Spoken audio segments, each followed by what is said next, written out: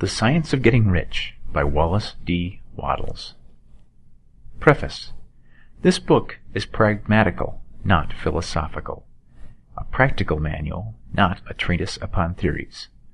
It is intended for the men and women whose most pressing need is for money, who wish to get rich first and philosophize afterward. It is for those who have, so far, found neither the time, the means, nor the opportunity to go deeply into the study of metaphysics, but who want results, and who are willing to take the conclusions of science as a basis for action, without going into all the processes by which those conclusions were reached.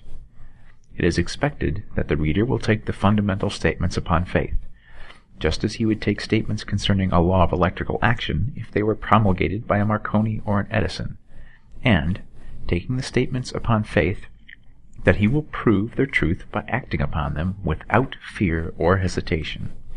Every man or woman who does this will certainly get rich, for the science herein applied is an exact science, and failure is impossible. For the benefit, however, of those who wish to investigate philosophical theories and so secure a logical basis for faith, I will here cite certain authorities. The monistic theory of the universe, the theory that one is all and that all is one, that one substance manifests itself as the seeming many elements of the material world, is of Hindu origin, and has been gradually winning its way into the thought of the Western world for 200 years. It is the foundation of all the Oriental philosophies, and of those of Descartes, Spinoza, Leibniz, Schopenhauer, Hegel, and Emerson. The reader who would dig to the philosophical foundations of this is advised to read Hegel and Emerson for himself. In writing this book, I have sacrificed all other considerations to plainness and simplicity of style, so that all might understand. The plan of action laid down herein was deduced from the conclusions of philosophy. It has been thoroughly tested, and bears the supreme test of practical experiment. It works. If you wish to know how the conclusions were arrived at, read the writings of the authors mentioned above, and if you wish to reap the fruits of their philosophies in actual practice, read this book and do exactly as it tells you to do. Chapter 1. The Right to be Rich. Whatever may be said in praise of poverty, the fact remains that it is not possible to live a really complete or successful life unless one is rich. No man can rise to his greatest possible height in talent or soul development unless he has plenty of money. For to unfold the soul and to develop talent, he must have many things to use, and he cannot have these things unless he has money to buy them. A man develops in mind, soul, and body by making use of things, and society is so organized that man must have money in order to become the possessor of things. Therefore, the basis of all advancement for man must be the science of getting rich. The object of all life is development, and everything that lives has an inalienable right to all the development it is capable of attaining. Man's right to life means his right to have the free and unrestricted use of all the things which may be necessary to his fullest mental, spiritual, and physical unfoldment, or, in other words, his right to be rich. In this book I shall not speak of riches in a figurative way. To be really rich does not mean to be satisfied or contented with a little. No man ought to be satisfied with a little if he is capable of using and enjoying more. The purpose of nature is the advancement and unfoldment of life, and every man should have all that can contribute to the power, elegance, beauty, and richness of life. To be content with less is sinful.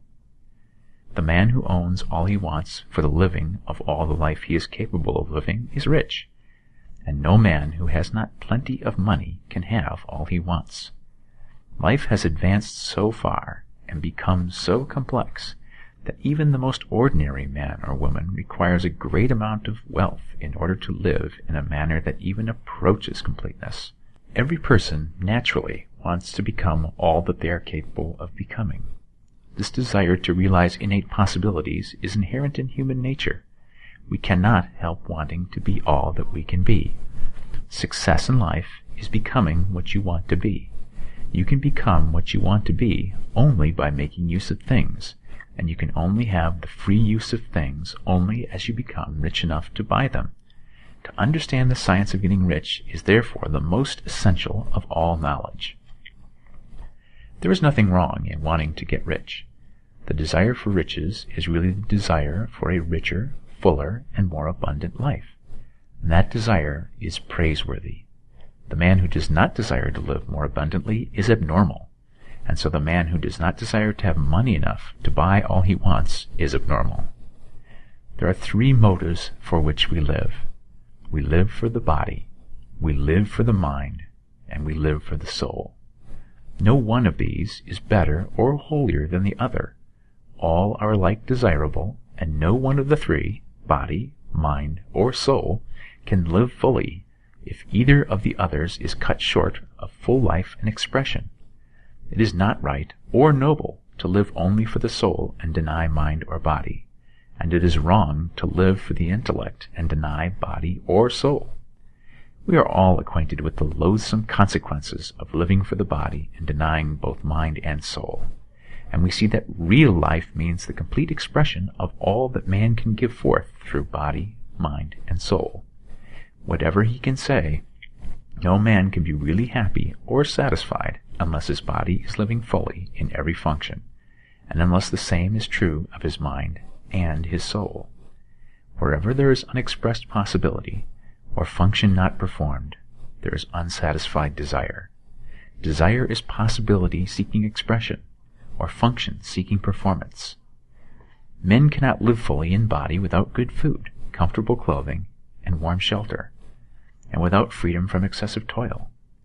Rest and recreation are also necessary to his physical life. He cannot live fully in mind without books and time to study them, without opportunity for travel and observation, or without intellectual companionship. To live fully in mind, he must have intellectual recreations, and must surround himself with all the objects of art and beauty he is capable of using and appreciating. To live fully in soul, man must have love, and love is denied expression by poverty. A man's highest happiness is found in the bestowal of benefits on those he loves. Love finds its most natural and spontaneous expression in giving.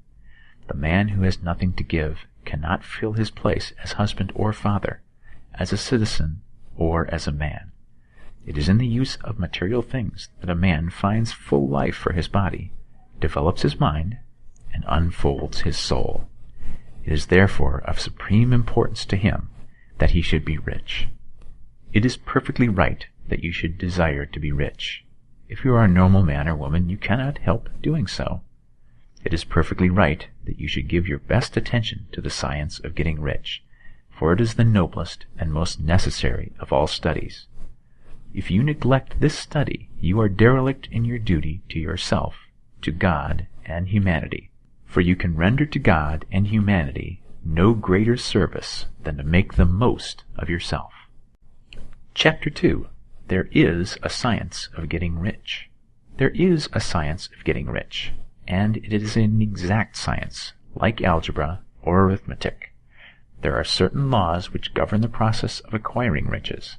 Once these laws are learned and obeyed by any man, he will get rich with mathematical certainty. The ownership of money and property comes as a result of doing things in a certain way. Those who do things in this certain way, whether on purpose or accidentally, get rich, while those who do not do things in this certain way, no matter how hard they work or how able they are, remain poor. It is a natural law that like causes always produce like effects, and therefore any man or woman who learns to do things in this certain way will infallibly get rich. That the above statement is true is shown by the following facts.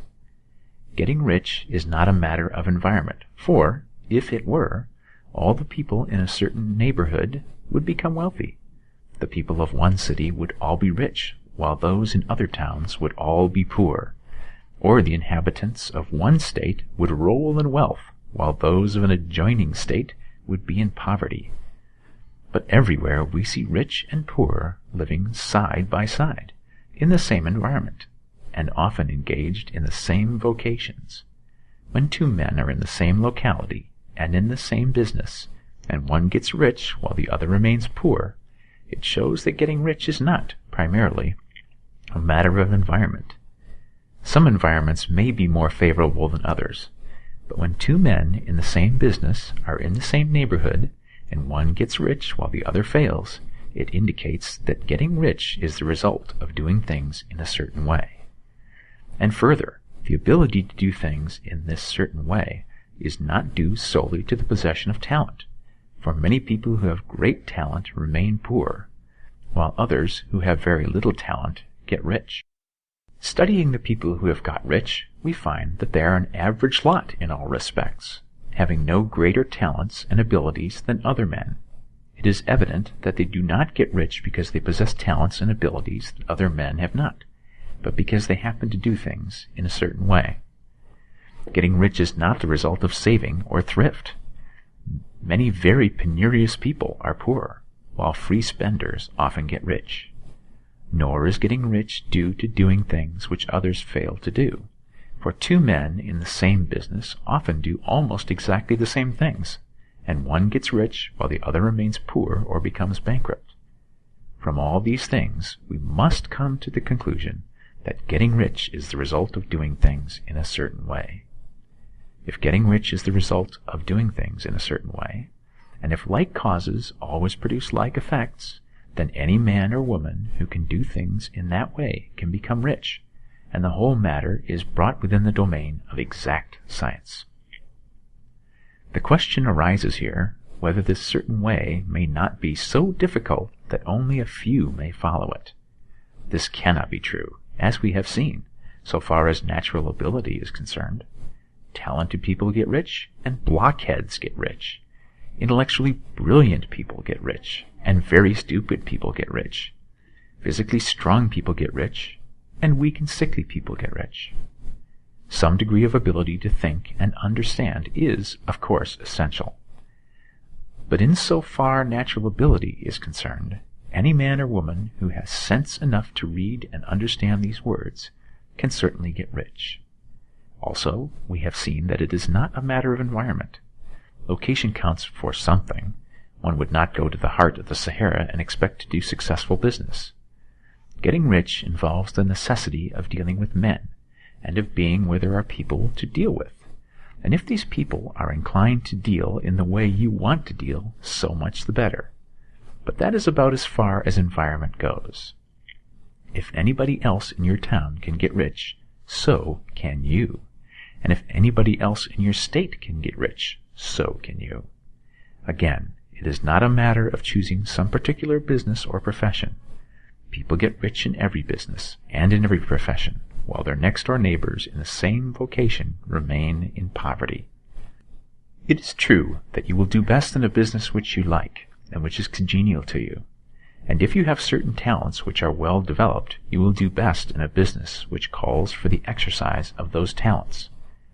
Also, you will do best in a business which is suited to your locality.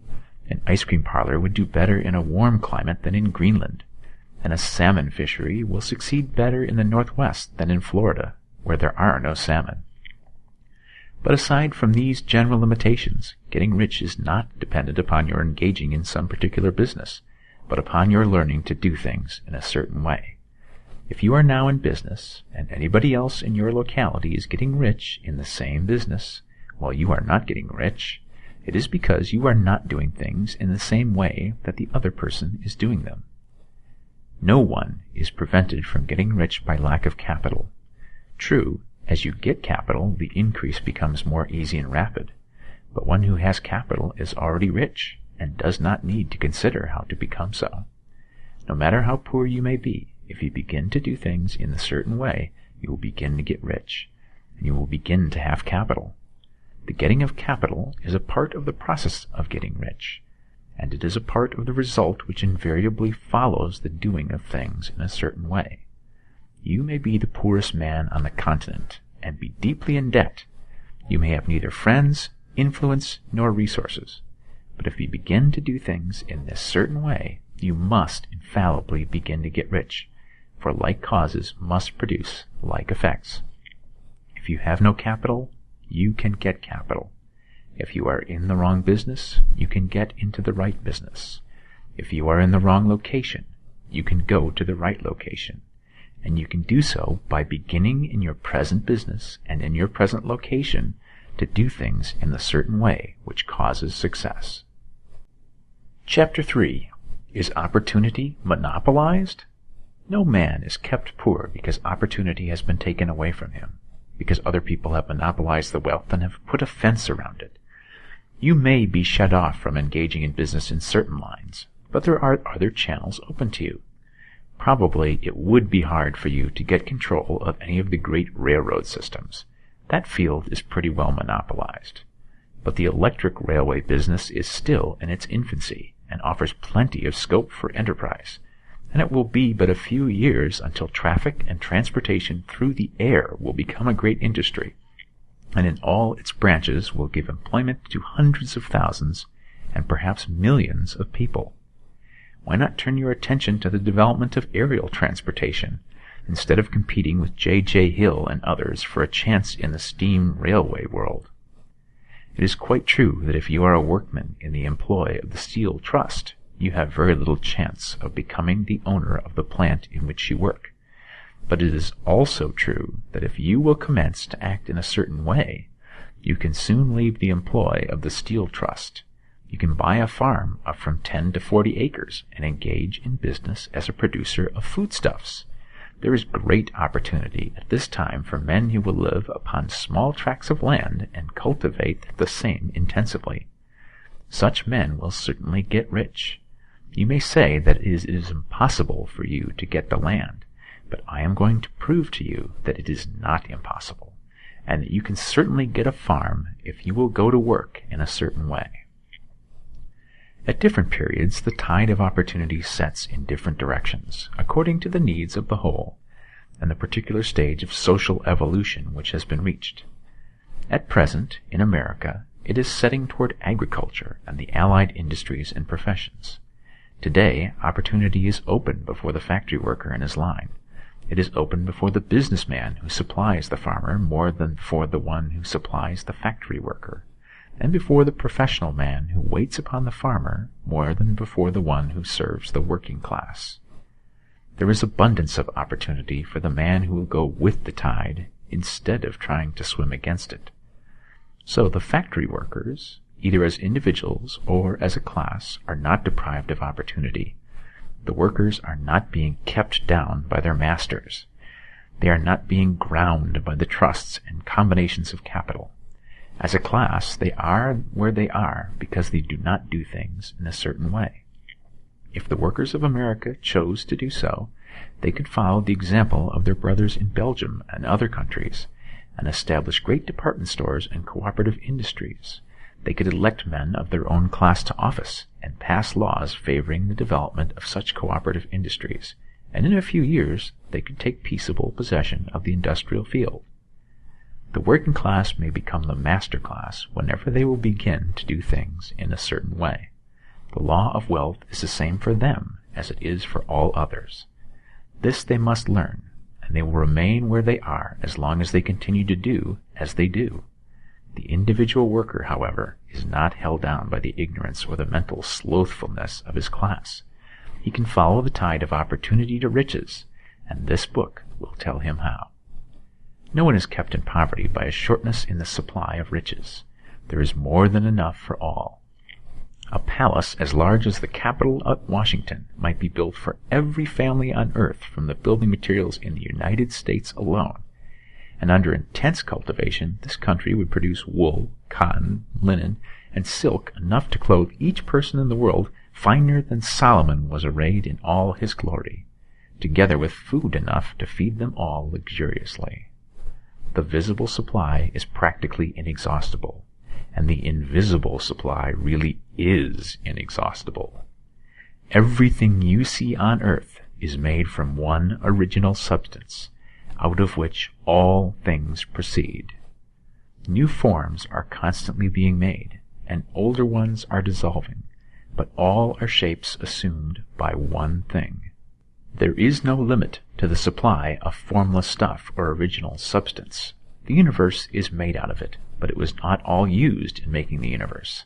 The spaces in, through, and between the forms of the visible universe are permeated and filled with the original substance, with the formless stuff, with the raw material of all things. 10,000 times as much as has been made might still be made, and even then we should not have exhausted the supply of universal raw material. No man, therefore, is poor because nature is poor, or because there is not enough to go around. Nature is an inexhaustible storehouse of riches. The supply will never run short.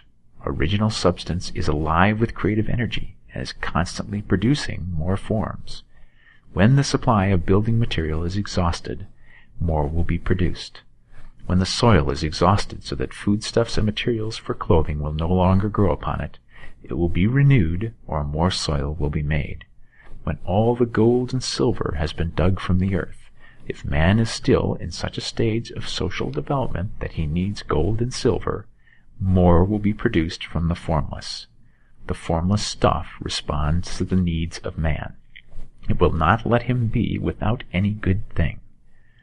This is true of man collectively. The race as a whole is always abundantly rich, and if individuals are poor, it is because they do not follow the certain way of doing things which makes the individual man rich. The formless stuff is intelligent. It is stuff which thinks. It is alive and is always impelled toward more life. It is the natural and inherent impulse of life to seek to live more. It is the nature of intelligence to enlarge itself, and of consciousness to seek to extend its boundaries and find fuller expression. The universe of forms has been made by formless living substance, throwing itself into form in order to express itself more fully. The universe is a great living presence, always moving inherently toward more life and fuller functioning. Nature is formed for the advancement of life. Its impelling motive is the increase of life. For this cause, everything which can possibly minister to life is bountifully provided. There can be no lack unless God is to contradict himself and nullify his own works. You are not kept poor by lack in the supply of riches. It is a fact which I shall demonstrate a little farther on, that even the resources of the formless supply are at the command of the man or woman who will act and think in a certain way. Chapter 4. The first principle in the science of getting rich. Thought is the only power which can produce tangible riches from the formless substance. The stuff from which all things are made is a substance which thinks, and the thought of form in this substance produces the form. Original substance moves according to its thoughts. Every form and process you see in nature is the visible expression of a thought in original substance. As the formless stuff thinks of a form, it takes that form. As it thinks of a motion, it makes that motion. That is the way all things were created. We live in a thought world, which is part of a thought universe. The thought of a moving universe extended throughout formless substance, and the thinking stuff moving according to that thought took the form of systems of planets, and maintains that form. Thinking substance takes the form of its thought, and moves according to the thought. Holding the idea of a circling system of suns and worlds, it takes the form of those bodies, and moves them as it thinks. Thinking the form of a slow-growing oak tree, it moves accordingly, and produces the tree, though centuries may be required to do the work. In creating, the formless seems to move according to the lines of motions it has established. The thought of an oak tree does not cause the instant formation of a full-grown tree, but it does start in motion the forces which will produce the tree along established lines of growth. Every thought of form, held in thinking substance, causes the creation of the form, but always, or at least generally, along lines of growth and action already established. The thought of a house of a certain construction, if it were impressed upon formless substance, might not cause the instant formation of the house. but it would cause the turning of creative energies already working in trade and commerce into such channels as to result in the speedy building of the house. And if there were no existing channels through which the creative energy could work, then the house would be formed directly from primal substance, without waiting for the slow processes of the organic and inorganic world. No thought of form can be impressed upon original substance without causing the creation of the form. Man is a thinking center and can originate thought. All the forms that man fashions with his hands must first exist in his thoughts. He cannot shape a thing until he has thought that thing. And so far, man has confined his efforts wholly to the work of his hands. He has applied manual labor to the world of forms, seeking to change or modify those already existing. He has never thought of trying to cause the creation of new forms by impressing his thoughts upon formless substance. When man has a thought form, he takes material from the forms of nature and makes an image of the form which is in his mind. He has, so far, made little or no effort to cooperate with formless intelligence, to work, quote, with the Father, end quote. He has not dreamed that he can, quote, do what he seeth the Father doing, end quote. Man reshapes and modifies existing forms by manual labor. He has given no attention to the question whether he may not produce things from formless substance by communicating his thoughts to it. We propose to prove that he may do so, to prove that any man or woman may do so, and to show how. As our first step, we must lay down 3 fundamental propositions. First, we assert that there is one original formless stuff or substance from which all things are made. All the seemingly many elements are but different presentations of one element. All the many forms found in organic and inorganic nature are but different shapes made from the same stuff. And this stuff is thinking stuff. A thought held in it produces the form of the thought. Thought, in thinking substance, produces shapes. Man is a thinking center, capable of original thought. If man can communicate his thought to original thinking substance, he can cause the creation or formation of the thing he thinks about. To summarize this, 1. There is a thinking stuff from which all things are made, and which, in its original state, permeates, penetrates, and fills the interspaces of the universe. 2. A thought in this substance produces the thing that is imagined by the thought. 3. Man can form things in his thought, and, by impressing his thought upon formless substance, can cause the thing he thinks about to be creative. It may be asked if I can prove these statements, and without going into details, I answer that I can do so, both by logic and experience. Reasoning back from the phenomena of form and thought, I come to one original thinking substance, and reasoning forward from this thinking substance, I come to man's power to cause the formation of the thing he thinks about. And by experiment, I find the reasoning true, and this is my strongest proof. If one man who reads this book gets rich by doing what it tells him to do, that is evidence in support of my claim. But if every man who does what it tells him to do gets rich, that is positive proof until someone goes through the process and fails. The theory is true until the process fails, and this process will not fail, for every man who does exactly what this book tells him to do will get rich. I have said that men get rich by doing things in a certain way, and in order to do so, men must become able to think in a certain way.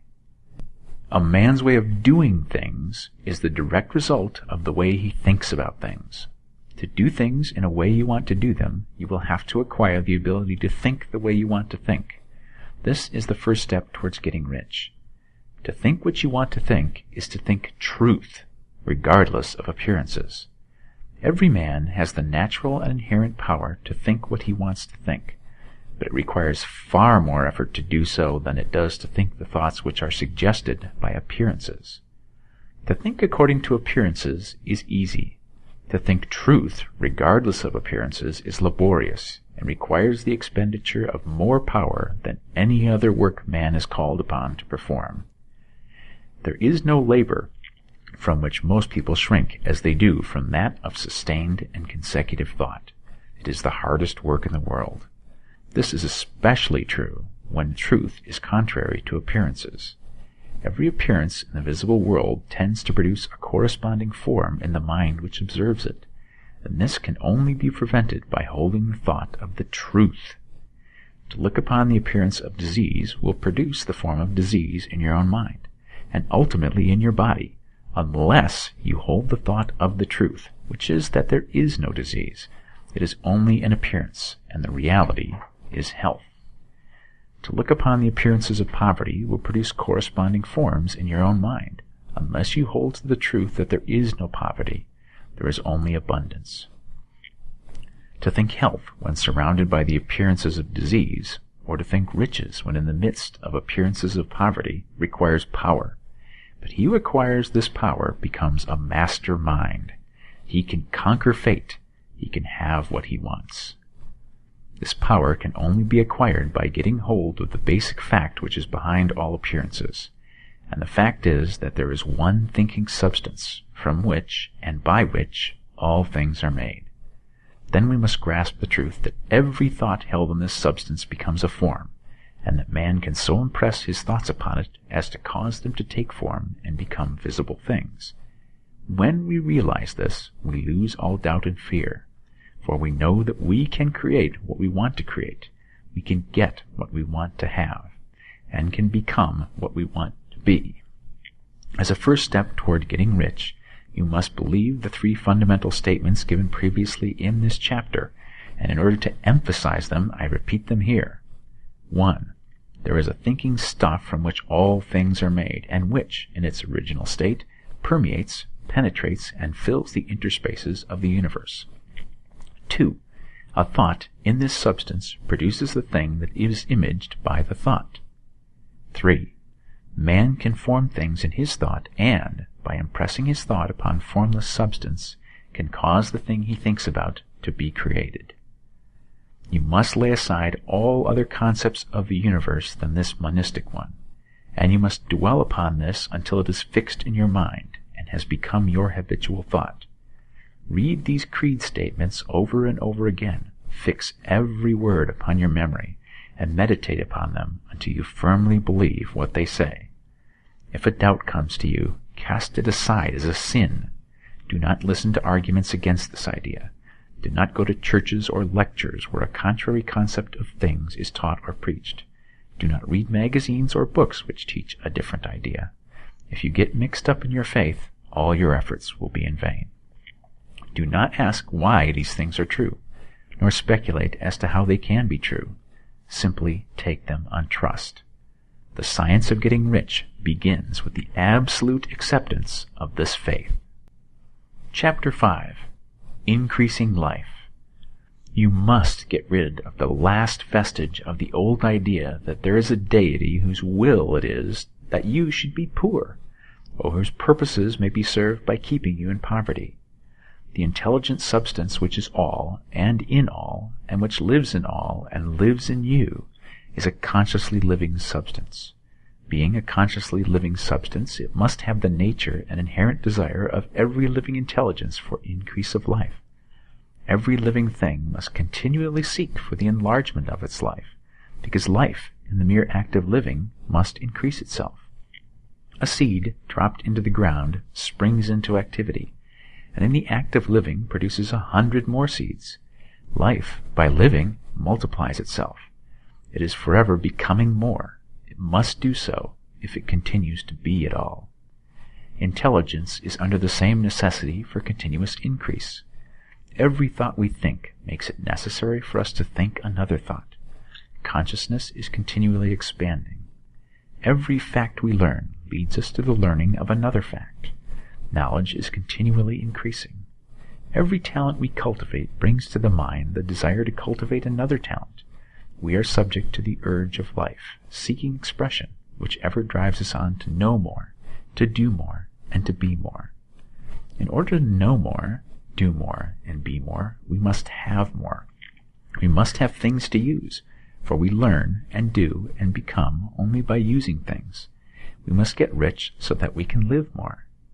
The desire for riches is simply the capacity for larger life seeking fulfillment. Every desire is the effort of an unexpressed possibility to come into action. It is power seeking to manifest which causes desire. That which makes you want more money is the same as that which makes the plant grow. It is life seeking fuller expression. The one living substance must be subject to this inherent law of all life. It is permeated with the desire to live more.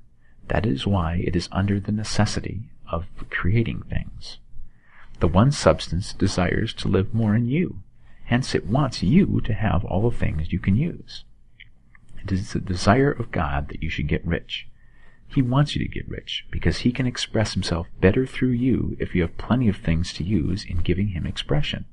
He can live more in you if you have unlimited command of the means of life.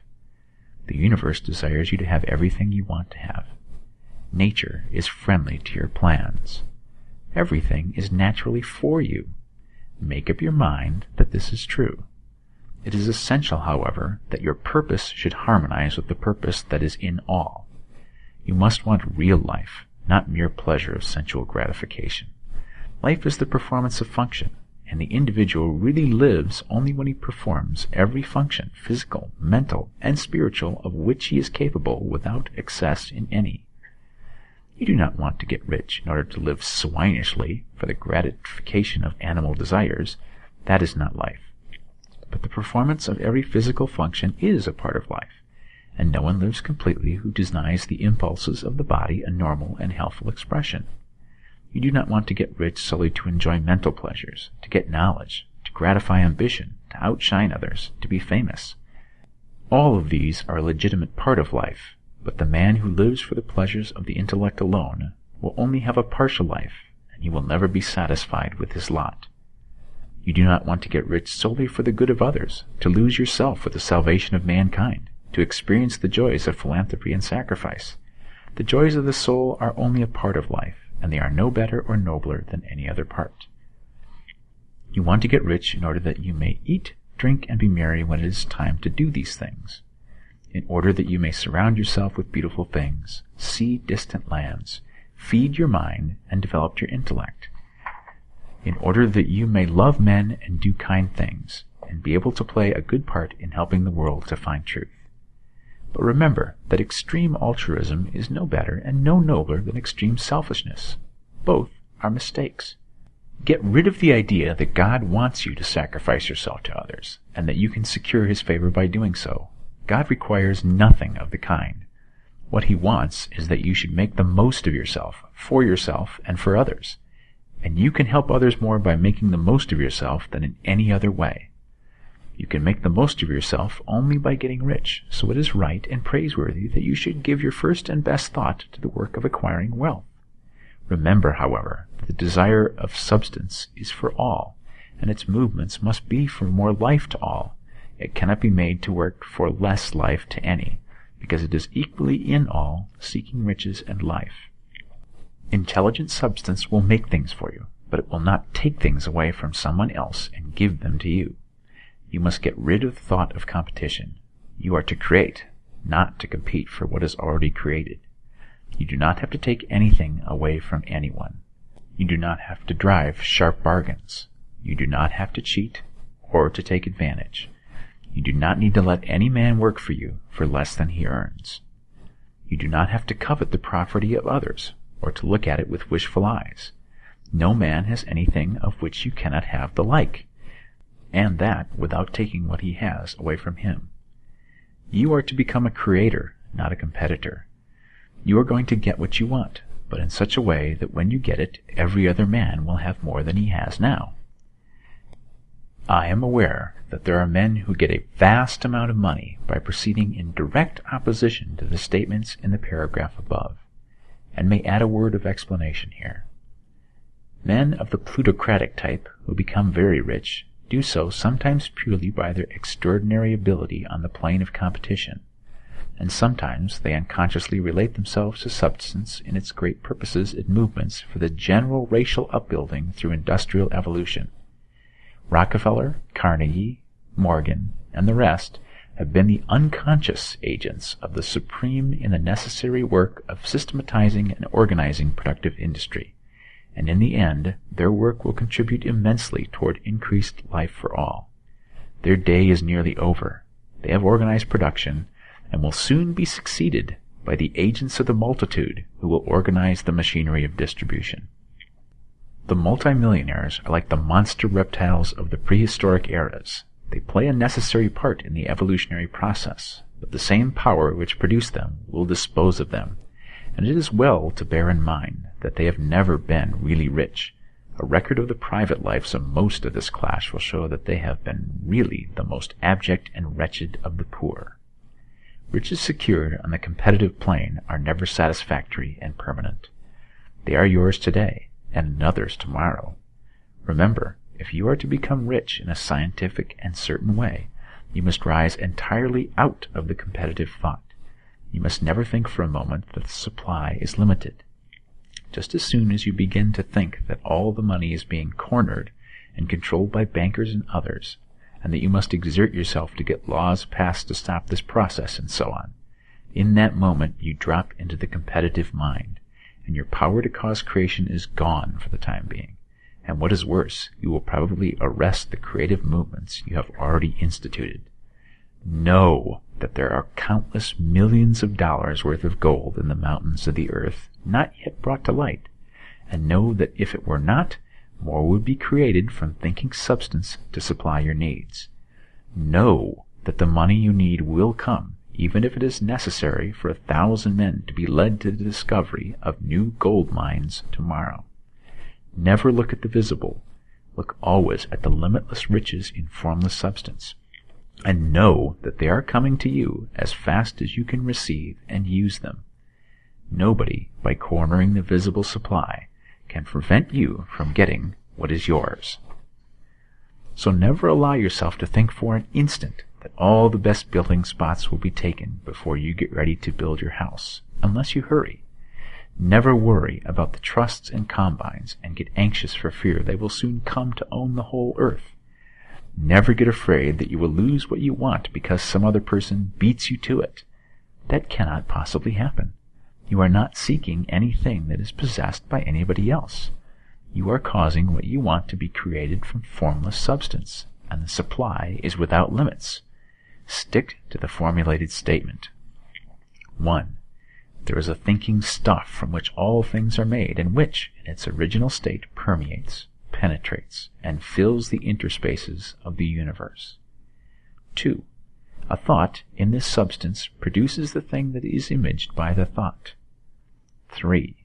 Man can form things in his thought, and, by impressing his thought upon formless substance, can cause the thing he thinks about to be created. Chapter 6. How Riches Come to You.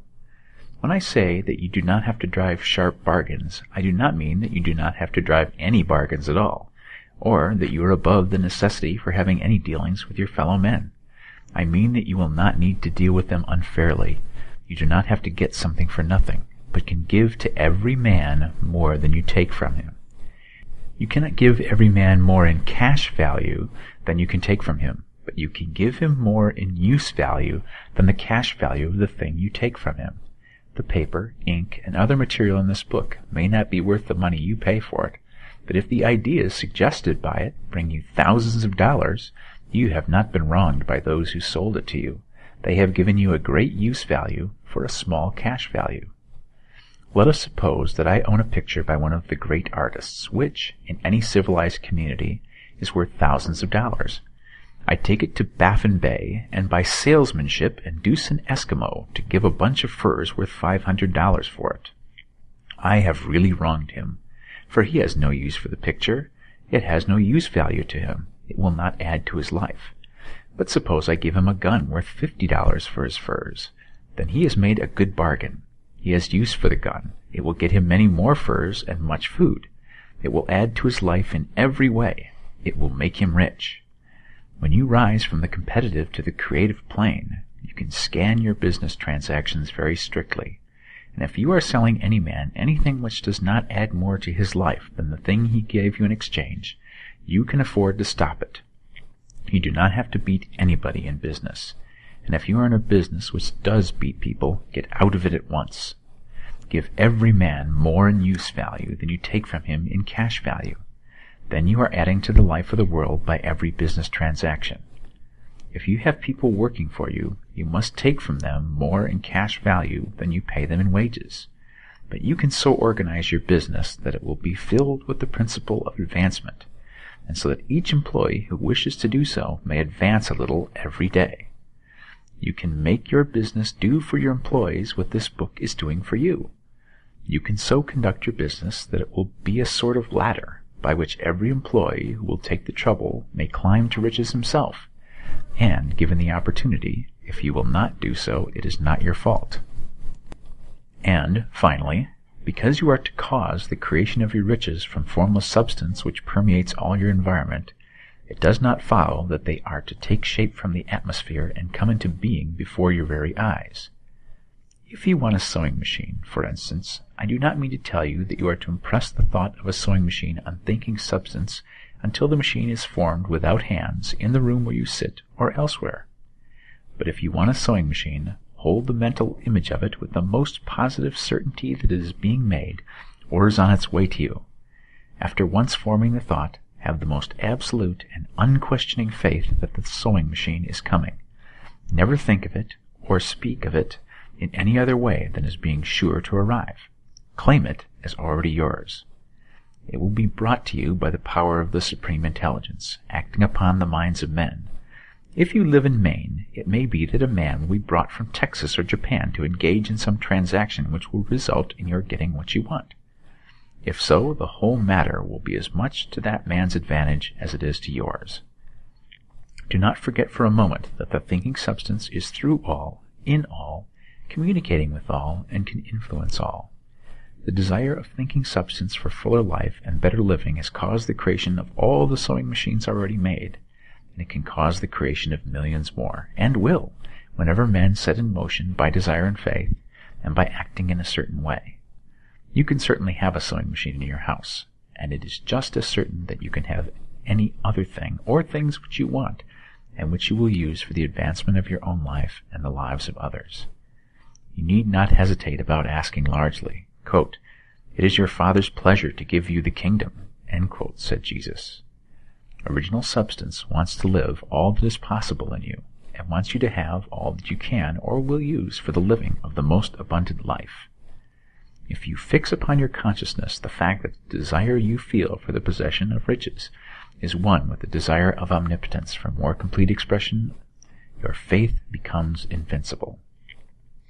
Once I saw a little boy sitting at a piano and vainly trying to bring harmony out of the keys, and I saw that he was grieved and provoked by his inability to play real music.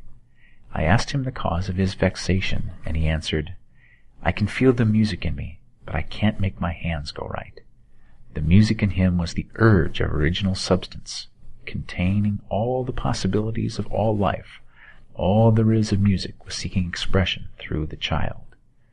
God, the one substance, is trying to live and do and enjoy things through humanity. He is saying, "I want hands to build wonderful structures, to play divine harmonies, to paint glorious pictures. I want feet to run my errands, eyes to see my beauties, tongues to tell mighty truths and to sing marvelous songs," and so on. All that there is of possibility is seeking expression through men. God wants those who can play music to have pianos and every other instrument, and to have the means to cultivate their talents to the fullest extent. He wants those who can appreciate beauty to be able to surround themselves with beautiful things. He wants those who can discern truth to have every opportunity to travel and observe. He wants those who can appreciate dress to be beautifully clothed, and those who can appreciate good food to be luxuriously fed. He wants all these things because it is himself that enjoys and appreciates them. It is God who wants to play and sing and enjoy beauty and proclaim truth and wear fine clothes and eat good foods. It is God that worketh in you to will and to do, said Paul. The desire you feel for riches is the infinite, seeking to express himself in you as he sought to find expression in the little boy at the piano. So you need not hesitate to ask largely. Your part is to focalize and express the desire of God. This is a difficult point with most people, They retain something of the old idea that poverty and self-sacrifice are pleasing to God. They look upon poverty as a part of the plan, a necessity of nature. They have the idea that God has finished his work and made all that he can make, and that the majority of men must stay poor because there is not enough to go around. They hold to so much of this erroneous thought that they feel ashamed to ask for wealth. They try not to want more than a very modest competence, just enough to make them fairly comfortable. I recall now the case of one student who was told that he must get in mind a clear picture of the things he desired, so that the creative thought of them might be impressed on formless substance. He was a very poor man, living in a rented house, and having only what he earned from day to day, and he could not grasp the fact that all wealth was his. So, after thinking the matter over, he decided that he might reasonably ask for a new rug for the floor of his best room, and an anthracite coal stove to heat the house during the winter. Following the instructions given in this book, he obtained these things in a few months, and then it dawned upon him that he had not asked enough. He went through the house in which he lived, and planned all the improvements he would like to make in it. He mentally added a bay window here and a room there, until it was complete in his mind as his ideal home. Then he planned its furnishings. Holding the whole picture in his mind, he began living in a certain way, and moving toward what he wanted. And he owns the house now, and is rebuilding it after the form of his mental image. And now, with still larger faith, he is going on to yet greater things. It has been unto him according to his faith, and it is so with you and with all of us. Chapter 7. Gratitude. The illustrations given in the last chapter will have conveyed to the reader the fact that the first step in getting rich is to convey the idea of your wants to the formless substance. This is true, and you will see that in order to do so, it becomes necessary to relate yourself to the formless intelligence in a harmonious way. To secure this harmonious relation is a matter of such primary and vital importance that I shall give some space to its discussion here, and give you instructions which, if you follow them, will be certain to bring you into perfect unity of mind with God. The whole process of mental adjustment and atonement can be summed up in one word: gratitude. First, you believe that there is one intelligent substance from which all things proceed. Second, you believe that this substance gives you everything you desire. And third, you relate yourself to it by feeling a deep and profound gratitude. Many people who order their lives rightly in all other ways are kept in poverty by their lack of gratitude. Having received one gift from God, they cut the wires which connect them with Him by failing to make acknowledgement. It is easy to understand that the nearer we live to the source of wealth, the more wealth we shall receive. And it is easy also to understand that the soul that is always grateful lives in closer touch with God than the one which never looks to Him in thankful acknowledgement. The more gratefully we fix our minds on the Supreme when good things come to us, the more good things we will receive, and the more rapidly they will come. And the reason simply is that the mental attitude of gratitude draws the mind into closer touch with the source from which the blessings come. If it is a new thought to you that gratitude brings your whole mind into closer harmony with the creative energies of the universe, consider it well, and you will see that it is true. The good things you already have come to you along the line of obedience to certain laws. Gratitude will lead your mind out along the ways by which things come, and it will keep you in close harmony with creative thought and prevent you from falling into competitive thought.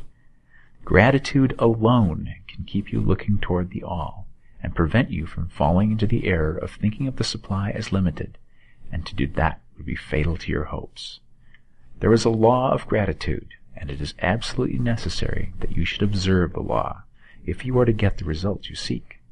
The law of gratitude is the natural principle that action and reaction are always equal, and in opposite directions. The grateful outreaching of your mind in thankful praise to the Supreme is a liberation or expenditure of force. It cannot fail to reach that to which it is addressed, and the reaction is an instantaneous movement towards you. Draw nigh unto God, and He will draw nigh unto you. That is a statement of psychological truth. And if your gratitude is strong and constant, the reaction in formless substance will be strong and continuous. The movement of the things you want will be always towards you. Notice the grateful attitude that Jesus took, how he always seemed to be saying, "I thank thee, Father, that thou hearest me." You cannot exercise much power without gratitude, for it is gratitude that keeps you connected with power. But the value of gratitude does not consist solely in getting you more blessings in the future. Without gratitude, you cannot long keep from dissatisfied thought regarding things as they are. The moment you permit your mind to dwell with dissatisfaction upon things as they are, you begin to lose ground. You fix attention upon the common, the ordinary, the poor, and the squalid and mean, and your mind takes the form of these things. Then you will transmit these forms or mental images to the formless, and the common, the poor, the squalid, and mean will come to you. To permit your mind to dwell upon the inferior is to become inferior and to surround yourself with inferior things. On the other hand, to fix your attention on the best is to surround yourself with the best, and to become the best. The creative power within us makes us into the image of that with which we give our attention. We are thinking substance, and thinking substance always takes the form of that which it thinks about.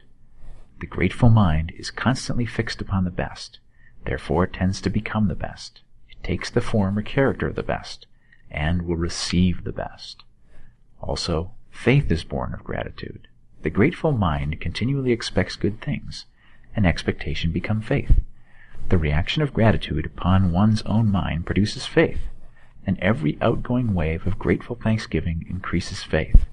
He who has no feeling of gratitude cannot long retain a living faith, and without a living faith you cannot get rich by the creative method, as we shall see in the following chapters. It is necessary, then, to cultivate the habit of being grateful for every good thing that comes to you, and to give thanks continuously. And because all things have contributed to your advancement, you should include all things in your gratitude. Do not waste time thinking or talking about the shortcomings or wrong actions of plutocrats or trust magnates. Their organization of the world has made your opportunity. All you get really comes to you because of them. Do not rage against corrupt politicians. If it were not for politicians, we should fall into anarchy, and your opportunity would be greatly lessened. God has worked a long time, and very patiently, to bring us up to where we are in industry and government, and he is going right on with his work. There is not the least doubt that he will do away with plutocrats, trust magnates, captains of industry, and politicians as soon as they can be spared. But in the meantime, behold, they are all very good. Remember that they are all helping to arrange the lines of transmission along which your riches will come to you, and be grateful to them. This will bring you into harmonious relations with the good in everything, and the good in everything will move towards you. Chapter 8. Thinking in the Certain Way. Turn back to Chapter 6 and read again the story of the man who formed a mental image of his house, and you will get a fair idea of the initial step toward getting rich. You must form a clear and definite mental picture of what you want. You cannot transmit an idea unless you have it yourself. You must have it before you can give it, and many people fail to impress thinking substance because they themselves have only a vague and misty concept of the things they want to do, to have, or to become. It is not enough that you should have a general desire for wealth, quote, to do good with, end quote. Everybody has that desire. It is not enough that you should have a wish to travel, see things, live more. Everybody has those desires too. If you're going to send a wireless message to a friend, you would not send the letters of the alphabet in their order and let him construct the message for himself. Nor would you take words at random from the dictionary. You would send a coherent sentence, one which meant something. When you try to impress your wants upon substance, remember that it must be done by a coherent statement. You must know what you want and be definite. You can never get rich or start the creative power into action by sending out unformed longings and vague desires. Go over your desires just as the man I have described went over his house. See just what you want and get a clear mental picture of it as you wish it to look when you get it.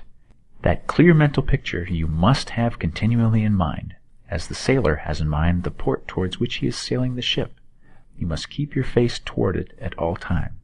You must no more lose sight of it than the steersman loses sight of the compass. It is not necessary to take exercises in concentration, nor to set apart special times for prayer and affirmation. nor to go into the silence, nor to do occult stunts of any kind. Their things are well enough, but all you need is to know what you want, and to want it badly enough so that it will stay in your thoughts. Spend as much of your leisure time as you can in contemplating your picture, but no one needs to take exercises to concentrate his mind on a thing which he really wants. It is the things you do not really care about which require effort to fix your attention upon them. And unless you really want to get rich, so that the desire is strong enough to hold your thoughts directed at the purpose as the magnetic pole holds the needle of the compass, it will hardly be worthwhile for you to try to carry out the instructions given in this book. The methods herein set forth are for people whose desire for riches is strong enough to overcome mental laziness and the love of ease and make them work. The more clear and definite you make your picture then, and the more you dwell upon it, bringing out all its delightful details, the stronger your desire will be. And the stronger your desire, the easier it will be to hold your mind fixed upon the picture of what you want. Something more is necessary, however, than merely to see the picture clearly. If that is all you do, you are only a dreamer, and will have little or no power for accomplishment. Behind your clear vision must be the purpose to realize it, to bring it out into tangible expression. And behind this purpose must be an invincible and unwavering faith that the thing is already yours, that it is at hand, and you have only to take possession of it. Live in the new house mentally, until it takes form around you physically. In the mental realm, enter at once into full enjoyment of the things you want. Whatsoever things ye ask for when ye pray, believe that ye receive them, and ye shall have them, said Jesus. See the things you want as if they were actually around you all the time. See yourself as owning and using them. Make use of them in imagination just as you will use them when they are your tangible possessions. Dwell upon your mental picture until it is clear and distinct, and then take the mental attitude of ownership towards everything in that picture. Take possession of it in mind, in the full faith that it is actually yours. Hold to this mental ownership. Do not waver for an instant in the faith that it is real. And remember what was said in a preceding chapter about gratitude. Be as thankful for it all the time as you expect to be when it has taken form. The man who can sincerely thank God for the things which as yet he owns only in imagination has real faith. He will get rich. He will cause the creation of whatsoever he wants. You do not need to pray repeatedly for things you want. It is not necessary to tell God about it every day. Use not vain repetitions, as the heathen do, said Jesus to his pupils, for your Father knoweth that ye have needs of these things before ye ask him. Your part is to intelligently formulate your desire for the things which make for a larger life, and to get these desires arranged in a coherent whole, and then to impress this whole desire upon the formless substance which has the power and the will to bring you what you want. You do not make this impression by repeating strings of words. You make it by holding the vision with unshakable purpose to attain it, and with steadfast faith that you do attain it.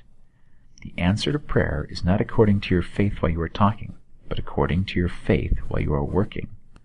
You cannot impress the mind of God by having a special Sabbath day set apart to tell him what you want, and forgetting him during the rest of the week. You cannot impress him by having special hours to go into your closet and pray, if you then dismiss the matter from your mind until the hour of prayer comes again. Oral prayer is well enough, and has its effect, especially upon you, in clarifying your vision and strengthening your faith. But it is not your oral petitions which get you what you want. In order to get rich, you do not need a sweet hour of prayer. You need to pray without ceasing. And by prayer I mean holding steadily to your vision, with the purpose to cause its creation into solid form, and the faith that you are doing so. Believe that you receive them. The whole matter turns on receiving. Once you have clearly formed your vision, when you have formed it, it is well to make an oral statement, addressing the Supreme in reverent prayer, and from that moment you must, in mind, receive what you ask for. Live in the new house, wear the fine clothes, ride in the automobile, go on the journey, and confidently plan for greater journeys. Think and speak of all the things you have asked for in terms of actual present ownership. Imagine an environment and a financial condition exactly as you want them, and live all the time in that imaginary environment and financial condition. Mind, however, that you do not do this as a mere dreamer and castle builder.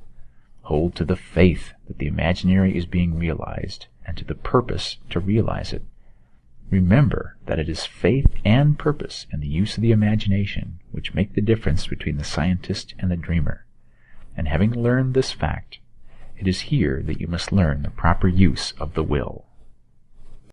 Chapter 9. How to Use the Will. To set about getting rich in a scientific way, you do not try to apply your will power to anything outside of yourself. You have no right to do so, anyway. It is wrong to apply your will to other men and women in order to get them to do what you wish done. It is as flagrantly wrong to coerce people by mental power as it is to coerce them by physical power.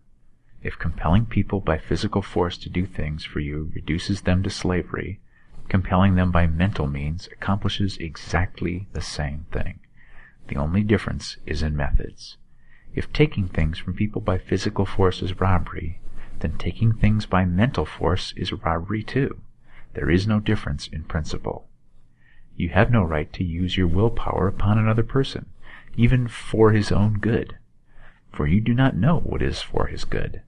The science of getting rich does not require you to apply power or force to any other person in any way whatsoever. There is not the slightest necessity for doing so. Indeed, any attempt to use your will upon others will only tend to defeat your purpose. You do not need to apply your will to things in order to compel them to come to you. That would simply be trying to coerce God, and would be foolish and useless, as well as irreverent. You do not have to compel God to give you good things, any more than you have to use your willpower to make the sun rise. You do not have to use your willpower to conquer an unfriendly deity, or to make stubborn and rebellious forces do your bidding. Substance is friendly to you, and is more anxious to give you what you want than you are to get it. To get rich, you need only use your willpower upon yourself. When you know what to think and do, then you must use your will to compel yourself to think and do the right things. That is the legitimate use of the will in getting what you want, to use it in holding yourself to the right course. Use your will to keep yourself thinking and acting in a certain way. Do not try to project your will, or your thoughts, or your mind out into space to act on things or people. Keep your mind at home. It can accomplish more there than elsewhere. Use your mind to form a mental image of what you want, and to hold that vision with faith and purpose, and use your will to keep your mind working in the right way. The more steady and continuous your faith and purpose, the more rapidly you will get rich, because you will make only positive impressions upon substance, and you will not neutralize or offset them by negative impressions. The picture of your desires, held with faith and purpose, is taken up by the formless and permeates it to great distances throughout the universe, for all I know. As this impression spreads, all things are set moving toward its realization. Every living thing, every inanimate thing, and the things yet uncreated are stirred toward bringing into being that which you want. All force begins to be exerted in that direction. All things begin to move toward you. The minds of people everywhere are influenced towards doing the thing necessary to the fulfilling of your desires, and they work for you unconsciously. But you can check all this by starting a negative impression in the formless substance. Doubt or unbelief is as certain to start a movement away from you as faith and purpose are to start one toward you. It is by not understanding this that most people who try to make use of mental science in getting rich make their failure. Every hour and moment you spend in giving heed to doubts and fears, every hour you spend in worry, every hour in which your soul is possessed by unbelief, sets a current away from you in the whole domain of intelligent substance. All the promises are unto them that believe, and unto them only. Notice how insistent Jesus was upon this point of belief, and now you know the reason why.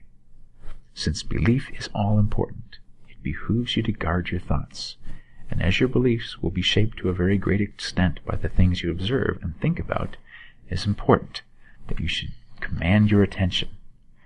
And here the will comes into use, for it is by your will that you will determine upon what things your attention shall be fixed. If you want to become rich, You must not make a study of poverty. Things are not brought into being by thinking about their opposites. Health is never attained by studying disease and thinking about disease. Righteousness is not to be promoted by studying sin and thinking about sin. And no one ever got rich by studying poverty and thinking about poverty. Medicine as a science of disease has increased disease. Religion as a science of sin has promoted sin. And economics as a study of poverty will fill the world with wretchedness and want. Do not talk about poverty. Do not investigate it, or concern yourself with it. Never mind what its causes are. You have nothing to do with them. What concerns you is the cure. Do not spend your time in charitable work, or charity movements. All charity only tends to perpetuate the wretchedness it aims to eradicate.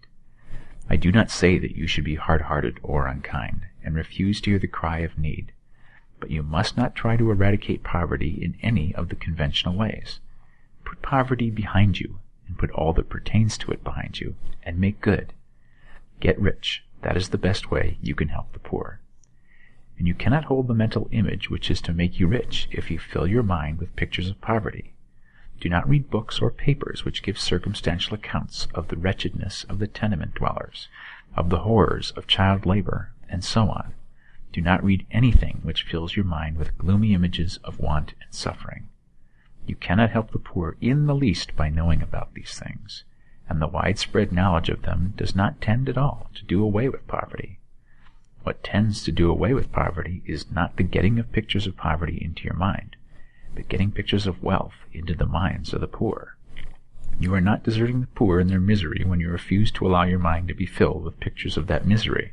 Poverty can be done away with, not by increasing the number of well-to-do people who think about poverty, but by increasing the number of poor people who purpose with faith to get rich. The poor do not need charity. They need inspiration. Charity only sends them a loaf of bread to keep them alive in their wretchedness, or gives them an entertainment to make them forget for an hour or two. But inspiration will cause them to rise out of their misery.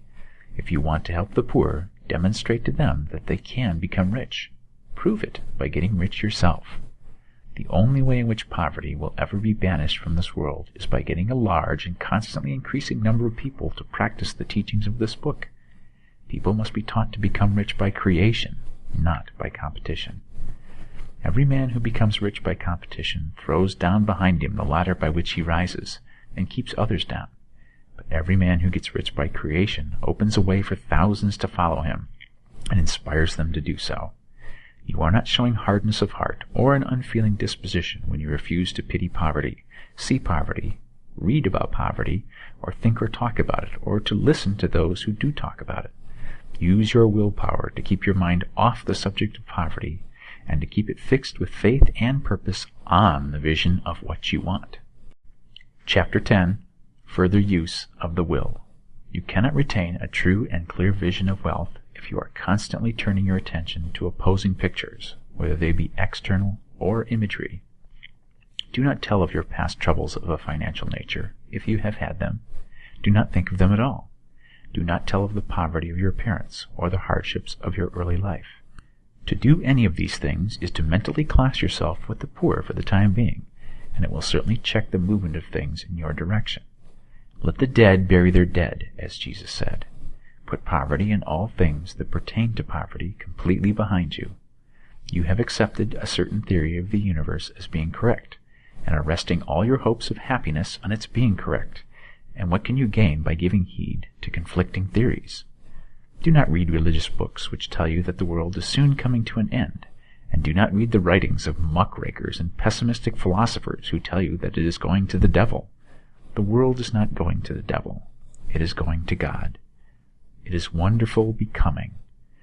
True, there may be a good many things in existing conditions which are disagreeable. What is the use of studying them when they are certainly passing away, and when the study of them only tends to check their passing and keep them with us? Why give time and attention to things which are being removed by evolutionary growth, when you can hasten their removal only by promoting the evolutionary growth as far as your part of it goes? No matter how horrible in seeming may be the conditions in certain countries, sections, or places, you waste your time and destroy your own chances by considering them. You should interest yourself in the world's becoming rich. Think of the riches the world is coming into, instead of the poverty it is growing out of, and bear in mind that the only way in which you can assist the world in growing rich is by growing rich yourself through the creative method, not the competitive one. Give your attention wholly to riches, ignore poverty. Whenever you think or speak of those who are poor, think and speak of them as those who are becoming rich, as those who are to be congratulated rather than pitied. Then they and others will catch the inspiration and begin to search for the way out. Because I say that you are to give your whole time and mind and thought to riches, it does not follow that you are to be sordid or mean. To become really rich is the noblest aim you can have in life, for it includes everything else. On the competitive plane, the struggle to get rich is a godless scramble for power over other men. But when we come into the creative mind, all this is changed. All that is possible in the way of greatness and soul unfoldment, of service and lofty endeavor, comes by way of getting rich. All is made possible by the use of things. If you lack for physical health, you will find that the attainment of it is conditional on your getting rich. Only those who are emancipated from financial worry and have the means to live a carefree existence and follow hygienic practices can have and retain health. Moral and spiritual greatness is possible only to those who are above the competitive battle for existence, and only those who are becoming rich on the plane of creative thought are free from the degrading influence of competition. If your heart is set on domestic happiness, remember that love flourishes best where there is refinement, a high level of thought, and freedom from corrupting influences. And these are to be found only where riches are attained by the exercise of creative thought, without strife or rivalry. You can aim at nothing so great or noble, I repeat, as to become rich, and you must fix your attention upon your mental pictures of rich, to the exclusion of all that may tend to dim or obscure that vision. You must learn to see the underlying truth in all things. You must see beneath all seemingly wrong conditions the great one life ever moving forward towards fuller expression and more complete happiness. It is the truth that there is no such thing as poverty, that there is only wealth. Some people remain in poverty because they are ignorant of the fact that there is wealth for them, and these can best be taught by showing them the way to affluence in your own person and practice. Others are poor because, while they feel that there is a way out, they are too intellectually indolent to put forth the mental effort necessary to find that way and by travel it. And for these, the very best thing you can do is to arouse their desire by showing them the happiness that comes from being rightly rich. Others still are poor because, while they have some notion of science, they have become so swamped and lost in the maze of metaphysical and occult theories that they do not know which road to take. They try a mixture of many systems and fail in all. For these, again, the very best thing to do is show the right way in your own person and practice. An ounce of doing things is worth a pound of theorizing. The very best thing you can do for the whole world is to make the most of yourself. You can serve God and man in no more effective way than by getting rich. That is, if you get rich by the creative method and not by the competitive one. Another thing. We assert that this book gives in detail the principles of the science of getting rich. And if that is true, you do not need to read any other book upon the subject. This may sound narrow and egotistical, but consider. There is no more scientific method of computation in mathematics than by addition, subtraction, multiplication, and division. No other method is possible. There can be but one shortest distance between 2 points. There is only one way to think scientifically, and that is to think in the way that leads by the most direct and simple route to the goal. No man has yet formulated a briefer or less complex system than the one set forth herein. It has been stripped of all non-essentials. When you commence on this, lay aside all others, put them out of your mind altogether. Read this book every day. Keep it with you. Commit it to memory, and do not think about other systems and theories. If you do, you will begin to have doubts, and to be uncertain and wavering in your thought, and then you will begin to make failures. After you have made good and become rich, you may study other systems as much as you please. But until you are quite sure that you have gained what you want, do not read anything on this line but this book, unless it be the authors mentioned in the preface, and read only the most optimistic comments on the world's news, those in harmony with your picture. Also, postpone your investigations into the occult. Do not dabble in theosophy, spiritualism, or kindred studies. It is very likely that the dead still live and are near, but if they are, let them alone. Mind your own business. Wherever the spirits of the dead may be, they have their own work to do, and their own problems to solve, and we have no right to interfere with them. We cannot help them, and it is very doubtful whether they can help us, or whether we have any right to trespass upon their time if they can. Let the dead and hereafter alone, and solve your own problem. Get rich. If you begin to mix with the occult, you will start mental cross-currents which will surely bring your hopes to shipwreck. Now, this and the preceding chapters have brought us to the following statement of basic facts. 1. There is a thinking stuff from which all things are made, and which, in its original state, permeates, penetrates, and fills the interspaces of the universe. 2. A thought in this substance produces the thing that is imaged by the thought. 3. Man can form things in his thoughts, and, by impressing his thought upon formless substance, can cause the thing he thinks about to be created. 4. In order to do this, man must pass from the competitive to the creative mind.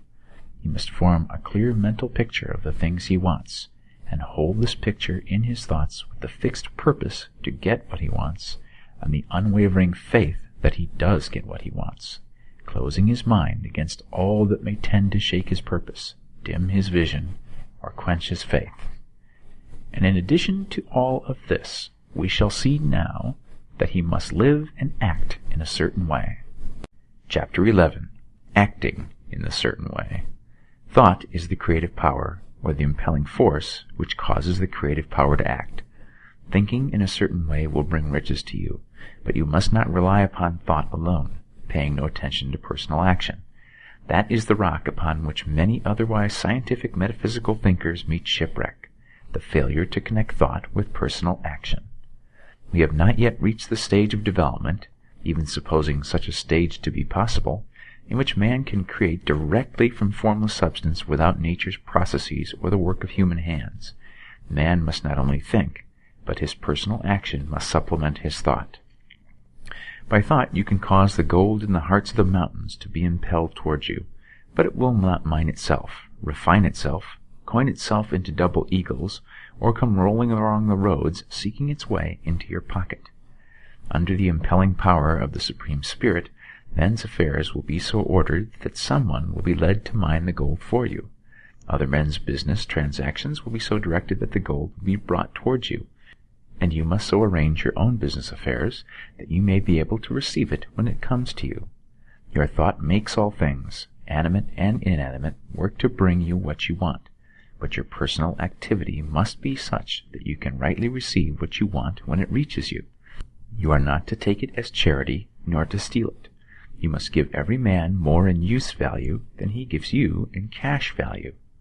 The scientific use of thought consists in forming a clear and distinct mental image of what you want, in holding fast to the purpose to get what you want, and in realizing with grateful faith that you do get what you want. Do not try to project your thought in any mysterious or occult way, with the idea of having it go out and do things for you. That is wasted effort, and will weaken your power to think with sanity. The action of thought in getting rich is fully explained in the preceding chapters. Your faith and purpose positively impress your vision upon formless substance, which has the same desire for more life that you have. And this vision, received from you, sets all the creative forces at work in and through their regular channels of action, but directed toward you. It is not your part to guide or supervise the creative process. All you have to do with that is to retain your vision, stick to your purpose, and maintain your faith and gratitude. But you must act in a certain way, so that you can appropriate what is yours when it comes to you, so that you can meet the things you have in your picture, and put them in their proper places as they arrive. You can really see the truth of this. When things reach you, they will be in the hands of other men, who will ask an equivalent for them, and you can only get what is yours by giving the other man what is his. Your pocketbook is not going to be transformed into a Fortunatus purse, which shall always be full of money without effort on your part. This is the crucial point in the science of getting rich, right here, where thought and personal action must be combined. There are very many people who, consciously or unconsciously, set the creative forces in action by the strength and persistence of their desires, but who remain poor because they do not provide for the reception of the thing they want when it comes. By thought, the thing you want is brought to you. By action, you receive it. Whatever your action is to be, it is evident that you must act now. You cannot act in the past, and it is essential to the clearness of your mental vision that you dismiss the past from your mind. You cannot act in the future, for the future is not here yet, and you cannot tell how you will want to act in any future contingency until that contingency has arrived. Because you are not in the right business or the right environment now, do not think you must postpone action until you get into the right business or environment, and do not spend time in the present taking thought as to the best course in possible future emergencies. Have faith in your ability to meet any emergency when it arrives. If you act in the present with your mind on the future, your present action will be with a divided mind and will not be effective. Put your whole mind into present action. Do not give your creative impulses to original substance and then sit down and wait for results. If you do, you will never get them. Act now. There is never any time but now, and there never will be any time but now. If you are ever going to begin to make ready for the reception of what you want, you must begin now.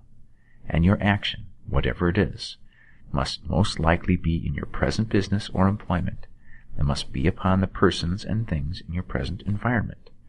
You cannot act where you are not. You cannot act where you have been. And you cannot act where you are going to be. You can act only where you are. Do not bother as to whether yesterday's work was well done or ill done. Do today's work well. Do not try to do tomorrow's work now. There will be plenty of time to do that when you get to it. Do not try, by occult or mystical means, to act on people or things that are out of your reach. Do not wait for a change of environment before you act. Get a change of environment by action. You can so act upon the environment in which you are now as to cause yourself to be transferred to a better environment. Hold with faith and purpose the vision of yourself in the better environment, but act upon your present environment with all your heart, and with all your strength, and with all your mind. Do not spend any time in daydreaming or castle building. Hold to the one vision of what you want, and act now. Do not cast about seeking some new thing to do, or some strange, unusual, or remarkable action to perform as a first step toward getting rich. It is probable that your actions, at least for some time to come, will be those you have been performing for some time past. But you are to begin now to perform these actions in a certain way, which will surely make you rich. If you are engaging in some business and feel that it is not the right one for you, do not wait until you get into the right business before you begin to act. Do not feel discouraged or sit down and lament because you are misplaced. No man was ever so misplaced but that he could not find the right place, and no man ever became so involved in the wrong business but that he could not get into the right business. Hold the vision of yourself in the right business, with the purpose to get into it, and the faith that you will get into it, and are getting into it, but act in your present business. Use your present business as the means of getting a better one, and use your present environment as a means of getting into a better one. Your vision of the right business, if held with faith and purpose, will cause the Supreme to move the right business towards you, and your action, if performed in a certain way, will cause you to move toward the business.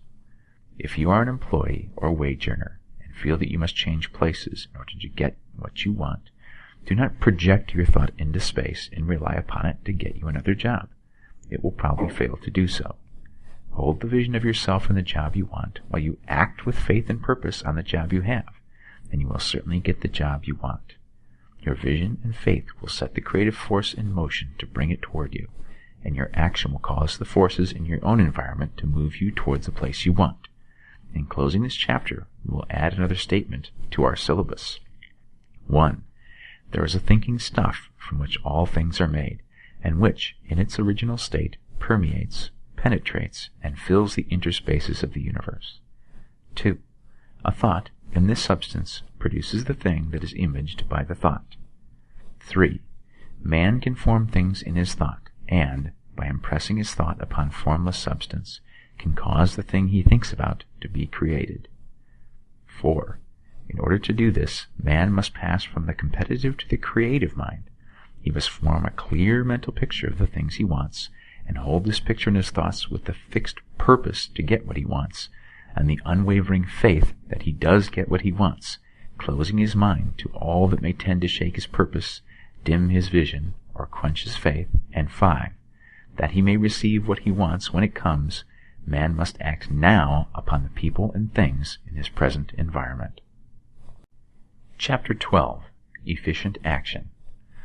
You must use your thought as directed in previous chapters, and begin to do what you can do where you are, and you must do all that you can do where you are.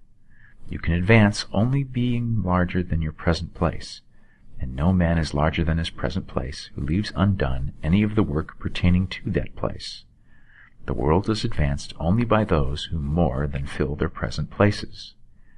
If no man quite filled his present place, you can see that there must be a going backward in everything. Those who do not quite fill their present places are dead weight upon society, government, commerce, and industry. They must be carried along by others at a great expense. The progress of the world is retarded only by those who do not fill the places they are holding. They belong to a former age and a lower stage or plane of life, and their tendency is toward degeneration. No society could advance if every man was smaller than his place. Social evolution is guided by the law of physical and mental evolution. In the animal world, evolution is caused by excess of life. When an organism has more life than can be expressed in the functions of its own plane, it develops the organs of a higher plane, and a new species is originated. There never would be any new species had there not been organisms which more than filled their places.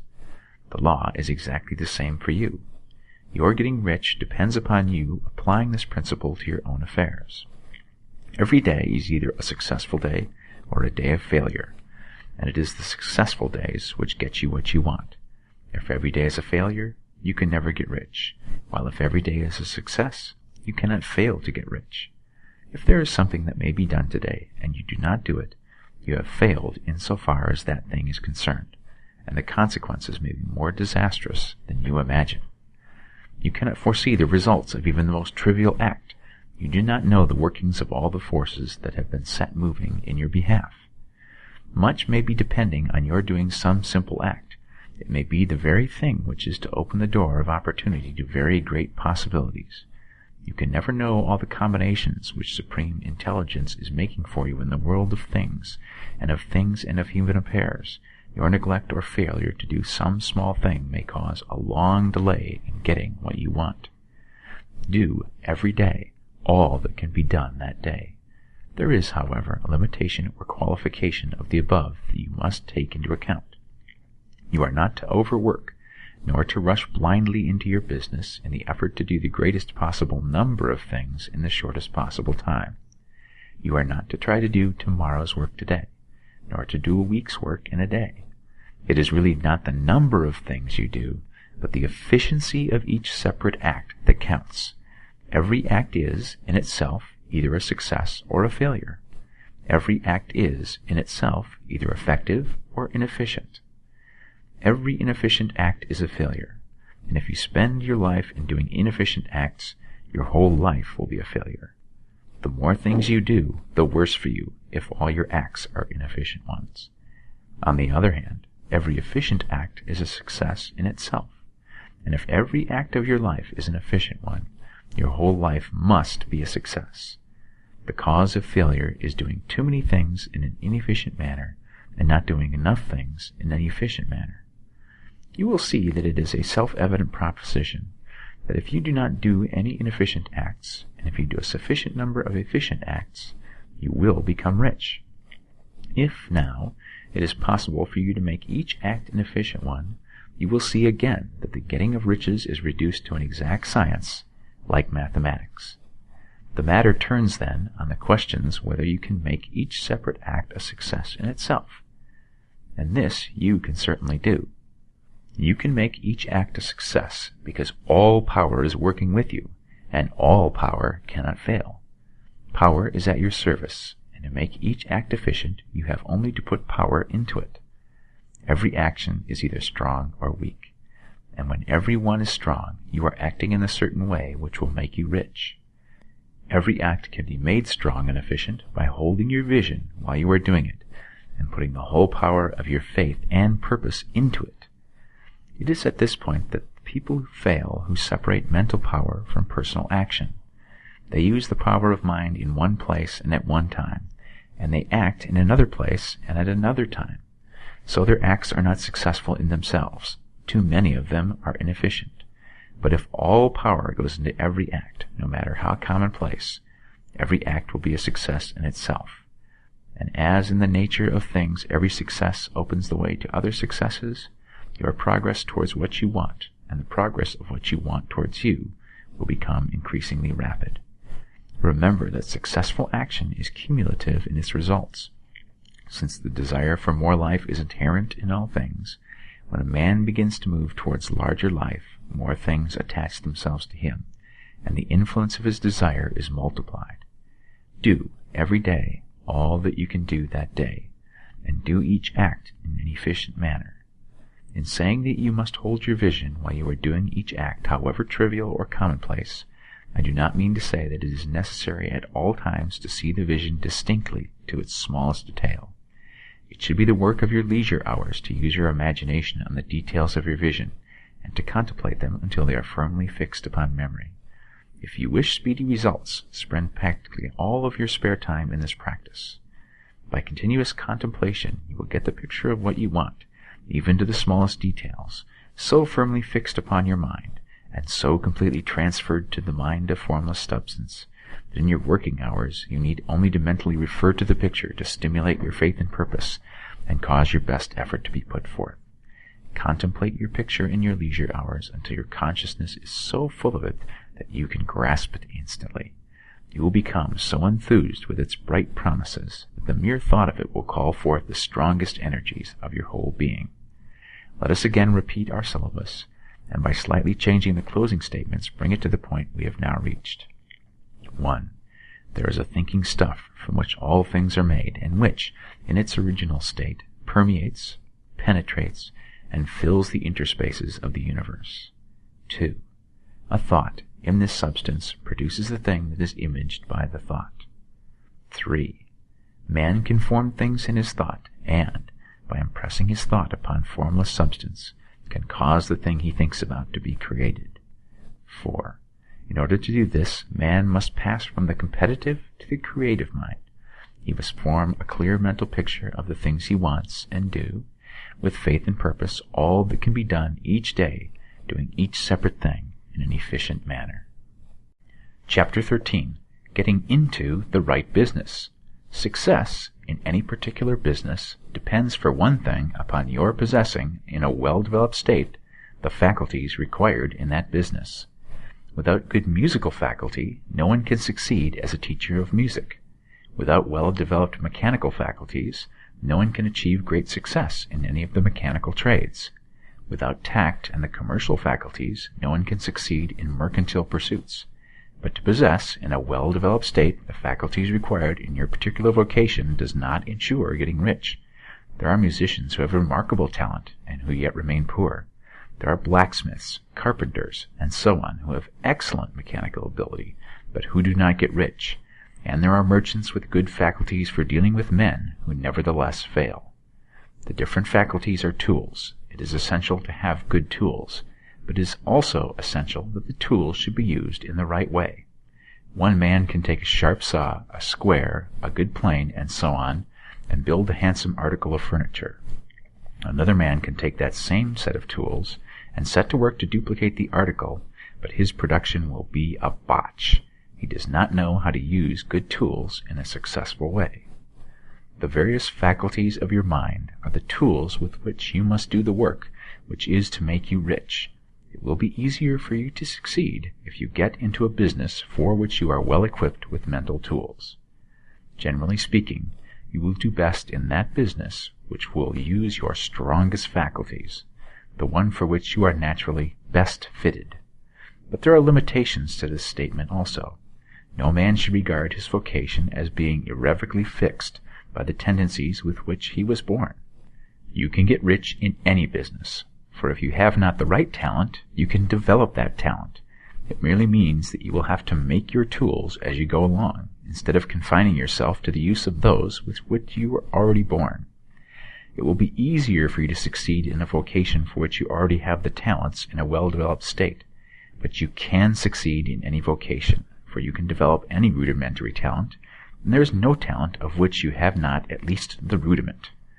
You will get rich most easily in point of effort if you do that for which you are best fitted, but you will get rich most satisfactorily if you do that which you want to do. Doing what you want to do is life, and there is no real satisfaction in living if we are compelled to be forever doing something which we do not like, and can never do what we want to do. And it is certain that you can do what you want to do. The desire to do it is proof that you have within you the power which can do it. Desire is a manifestation of power. The desire to play music is the power which can play music seeking expression and development. The desire to invent mechanical devices is the mechanical talent seeking expression and development. Where there is no power, either developed or undeveloped, to do a thing, there is never any desire to do that thing. And where there is strong desire to do a thing, it is certain proof that the power to do it is strong, and only requires to be developed and applied in the right way.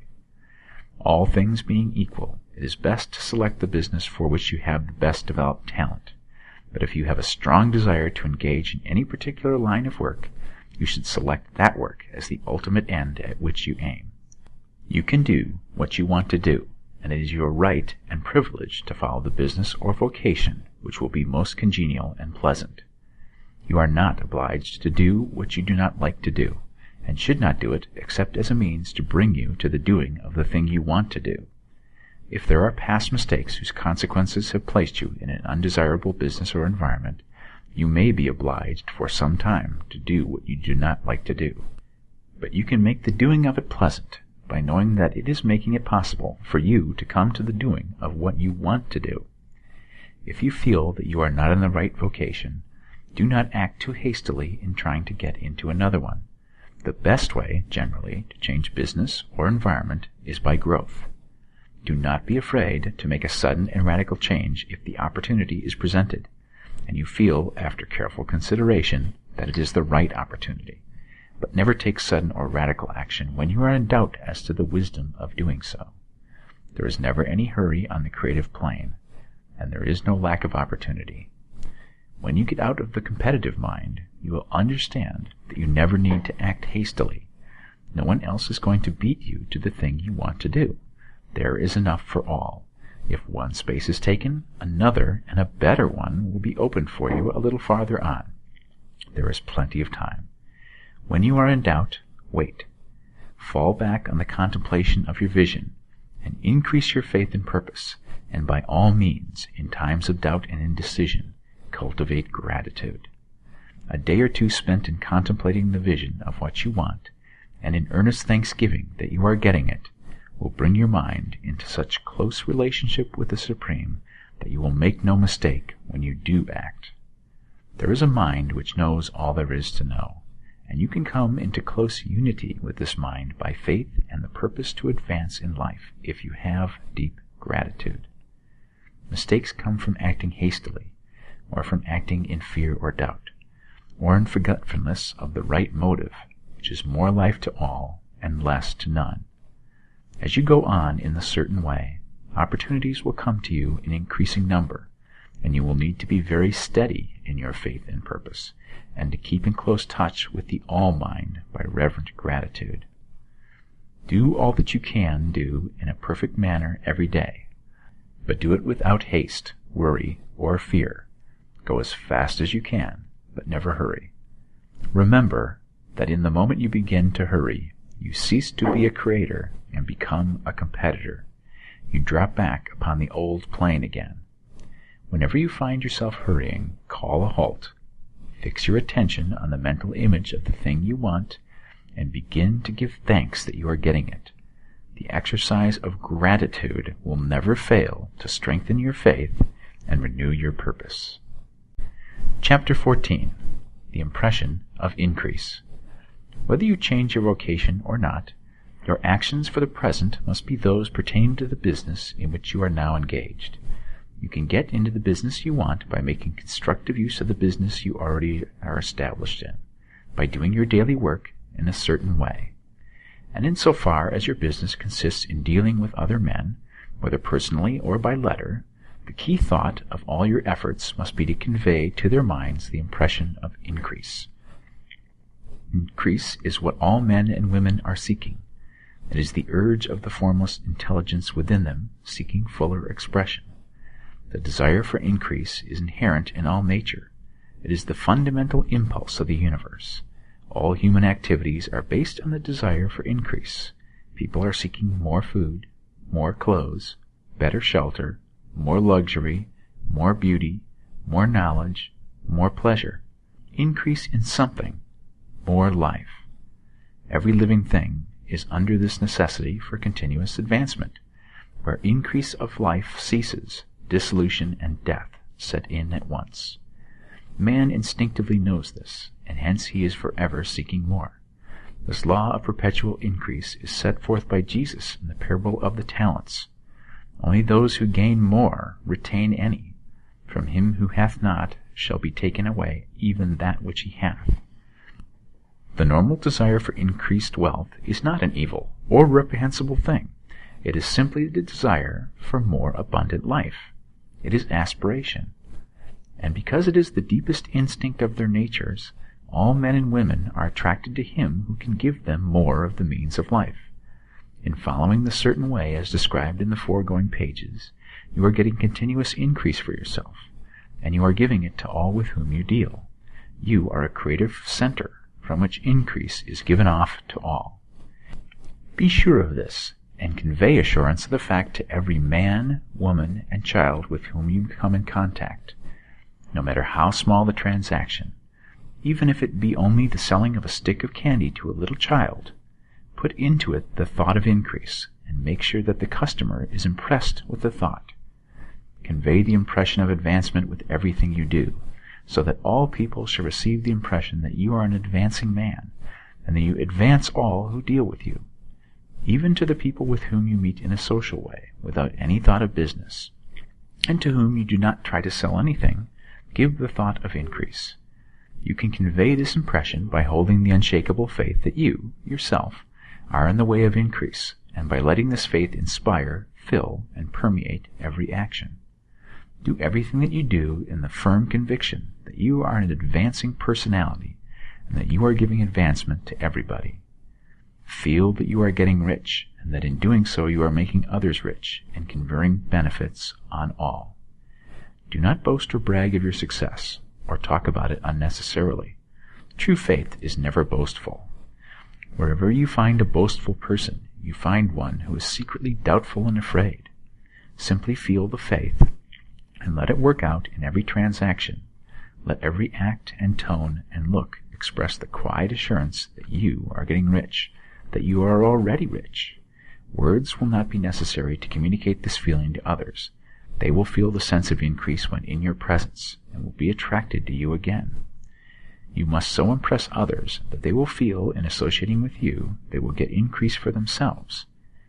See that you give them a use value greater than the cash value you are taking from them. Take an honest pride in doing this, and let everybody know it, and you will have no lack of customers. People will go where they are given increase, and the Supreme, which desires increase in all, and which knows all, will move toward you men and women who have never heard of you. Your business will increase rapidly, and you will be surprised at the unexpected benefits which will come to you. You will be able from day to day to make larger combinations, secure greater advantages, and to go on into a more congenial vocation if you desire to do so. But doing all this, you must never lose sight of your vision of what you want, or your faith and purpose to get what you want. Let me here give you another word of caution in regard to motives. Beware of the insidious temptation to seek for power over other men. Nothing is so pleasant to the unformed or partially developed mind as the exercise of power or dominion over others. The desire to rule for selfish gratification has been the curse of the world. For countless ages, kings and lords have drenched the earth with blood in their battles to extend their dominions. not to seek more life for all, but to get more power for themselves. Today, the main motive in the business and industrial world is the same. Men marshal their armies of dollars and lay waste the lives and hearts of millions in the same mad scramble for power over others. Commercial kings, like political kings, are inspired by the lust for power. Jesus saw in this desire for mastery the moving impulse of that evil world he sought to overthrow. Read the 23rd chapter of Matthew and see how he pictures the lust of the Pharisees to be called master, to sit in high places, to domineer over others, and to lay burdens on the backs of the less fortunate. And note how he compares this lust for dominion with the brotherly seeking for the common good to which he calls his disciples. Look out for the temptation to seek for authority, to become a master, to be considered as one who is above the common herd, to impress others by lavish display, and so on. The mind that seeks for mastery over others is the competitive mind, and the competitive mind is not the creative one. In order to master your environment and your destiny, it is not at all necessary that you should rule over your fellow men, and, indeed, when you fall into the world's struggle for the high places, you begin to be conquered by fate and environment, and your getting rich becomes a matter of chance and speculation. Beware of the competitive mind. No better statement of the principle of creative action can be formulated than the famous declaration of the late Golden Rule Jones of Toledo, quote, "What I want for myself, I want for everybody." Chapter 15. The Advancing Man. What I have said in the last chapter applies as well to the professional man and the wage earner as to the man who is engaged in mercantile business. No matter whether you are a physician, a teacher, or a clergyman, if you can give increase of life to others and make them sensible of the fact, they will be attracted to you, and you will get rich. The physician holds the vision of himself as a great and successful healer, and who works towards the complete realization of that vision with faith and purpose, as described in the former chapters, will come into such close touch with the source of life that he will be phenomenally successful. Patients will come to him in throngs.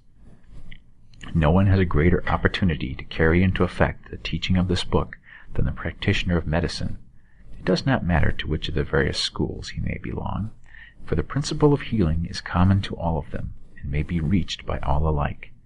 The advancing man in medicine, who holds to a clear mental image of himself as successful, and who obeys the laws of faith, purpose, and gratitude, will cure every curable case he undertakes, no matter what remedies he may use.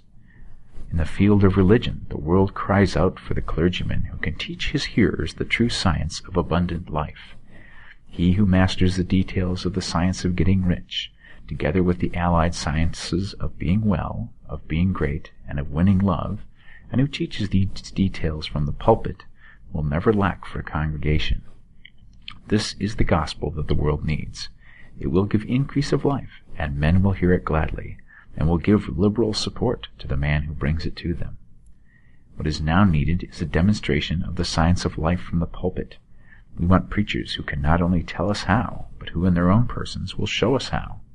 We need the preacher who will himself be rich, healthy, great, and beloved, to teach us how to attain to these things, and when he comes, he will find a numerous and loyal following. The same is true of the teacher who can inspire the children with the faith and purpose of the advancing life.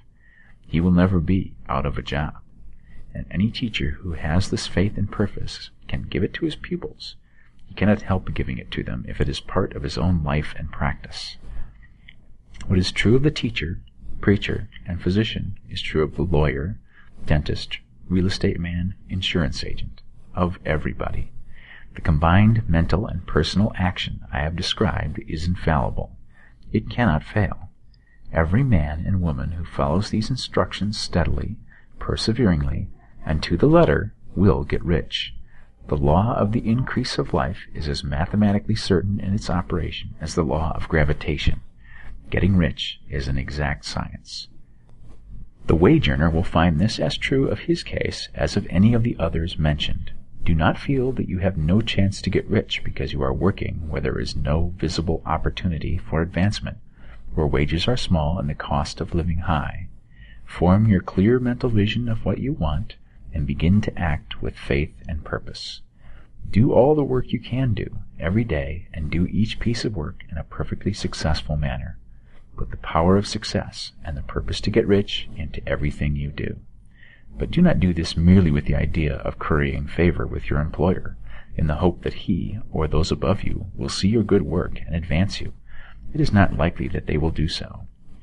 The man who is merely a good workman, filling his place to the very best of his ability, and satisfied with that, is valuable to his employer, and it is not to the employer's interest to promote him. He is worth more where he is.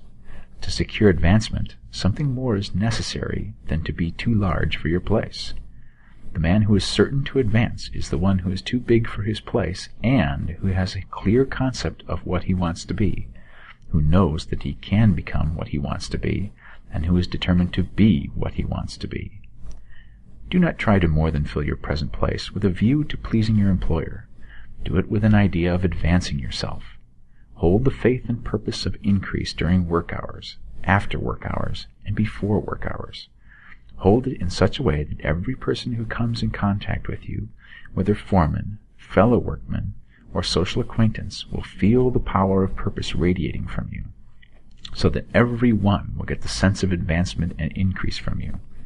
Men will be attracted to you, and if there is no possibility for advancement in your present job, you will very soon see an opportunity to take another job. There is a power which never fails to present opportunity to the advancing man who is moving in obedience to the law. God cannot help helping you. If you act in a certain way, he must do so in order to help himself. There is nothing in your circumstances or in the industrial situation that can keep you down. If you cannot get rich working for the Steel Trust, you can get rich on a 10-acre farm. And if you begin to move in a certain way, you will certainly escape from the clutches of the Steel Trust and get onto the farm or wherever else you wish to be. If a few thousand of its employees would enter upon the certain way, the Steel Trust would soon be in a bad plight. It would have to give its working man more opportunity or go out of business. Nobody has to work for a trust. The trust can keep men in so-called hopeless conditions only so long as there are men who are too ignorant to know of the science of getting rich, or too intellectually slothful to practice it. Begin this way of thinking and acting, and your faith and purpose will make you quick to see any opportunity to better your condition. Such opportunities will speedily come, for the Supreme, working in all, and working for you, will bring them before you. Do not wait for an opportunity to be all that you want to be. When an opportunity to be more than you are now is presented, and you feel impelled toward it, take it. It will be the first step toward a greater opportunity. There is no such thing possible in this universe as a lack of opportunities for the man who is living the advancing life. It is inherent in the constitution of the cosmos that all things shall be for him and work together for his good, and he must certainly get rich if he acts and thinks in the certain way. So, let wage-earning men and women study this book with great care, and enter with confidence upon the course of action it prescribes. It will not fail. Chapter 16. Some Cautions and Concluding Observations. Many people will scoff at the idea that there is an exact science of getting rich. Holding the impression that the supply of wealth is limited, they will insist that social and governmental institutions must be changed before even any considerable number of people can acquire a competence. But this is not true. It is true that existing governments can keep the masses in poverty, but this is because the masses do not think and act in the certain way. If the masses begin to move forward as suggested in this book, neither governments nor industrial systems can check them. All systems must be modified to accommodate the forward movement. If the people have the advancing mind, have the faith that they can become rich, and move forward with the fixed purpose to become rich, nothing can possibly keep them in poverty. Individuals may enter upon the certain way at any time, and under any government, and make themselves rich. And when any considerable number of individuals do so under any government, they will cause the system to be so modified as to open the way for others. The more men who get rich on the competitive plane, the worse for others. The more who get rich on the creative plane, the better for others. The economic salvation of the masses can only be accomplished by getting a large number of people to practice the scientific methods set down in this book and become rich. These will show others the way and inspire them with a desire for real life, with the faith that it can be attained, and with the purpose to attain it. For the present, however, it is enough to know that neither the government under which you live nor the capitalistic or competitive system of industry can keep you from getting rich. When you enter upon the creative plane of thought, you will rise above all these things and become a citizen of another kingdom. But remember that your thought must be held upon the creative plane. You are never for an instant to be betrayed into regarding the supply as limited, or into acting on the moral level of competition. Whenever you do fall into old ways of thought, correct yourself instantly, for when you are in the competitive mind, you have lost the cooperation of the mind of the whole. Do not spend any time in planning as to how you will meet possible emergencies in the future, except as the necessary policies may affect your actions today. You are concerned with doing today's work in a perfectly successful manner, and not with emergencies which may arise tomorrow. You can attend to them as they come. Do not concern yourself with questions as to how you shall surmount obstacles which may loom upon your business horizon, unless you can see plainly that your course must be altered today in order to avoid them. No matter how tremendous an obstruction may appear at a distance, you will find that if you go on in a certain way, it will disappear as you approach it, or that a way over, through, or around it will appear. No possible combination of circumstances can defeat a man or woman who is proceeding to get rich along strictly scientific lines. No man or woman who obeys the law can fail to get rich, any more than one can multiply 2 by 2 and fail to get 4. Give no anxious thought to possible disasters, obstacles, panics, or unfavorable combinations of circumstances. It is time enough to meet such things when they present themselves before you in the immediate present, and you will find that every difficulty carries with it the wherewithal for its overcoming. Guard your speech. Never speak of yourself, your affairs, or of anything else in a discouraged or discouraging way. Never admit the possibility of failure, or speak in a way that infers failure as a possibility. Never speak of the times as being hard, or of business conditions as being doubtful. Times may be hard, and business doubtful for those who are on the competitive plane, but they can never be so for you. You can create what you want, and you are above fear. When others are having hard times in poor business, you will find your greatest opportunities. Train yourself to think of and to look upon the world as something which is becoming, which is growing, and to regard seeming evil as being only that which is undeveloped. Always speak in terms of advancement. To do otherwise is to deny your faith, and to deny your faith is to lose it. Never allow yourself to feel disappointed. You may expect to have a certain thing at a certain time, and not get it at that time, and this will appear to you like failure. But if you hold to your faith, you will find that the failure is only apparent. Go on in a certain way, and if you do not receive that thing, you will receive something so much better that you will see that the seeming failure was really a great success. A student of this science had set his mind on making a certain business combination which seemed to him at the time to be very desirable, and he worked for some weeks to bring it about. When the crucial time came, the thing failed in a perfectly inexplicable way. It was as if some unseen influence had been working secretly against him. He was not disappointed. On the contrary, he thanked God that his desire had been overruled, and went steadily on with a grateful mind. In a few weeks, an opportunity so much better came his way that he would not have made the first deal on any account, and he saw that a mind which knew more than he knew had prevented him from losing the greater good by entangling him with the lesser.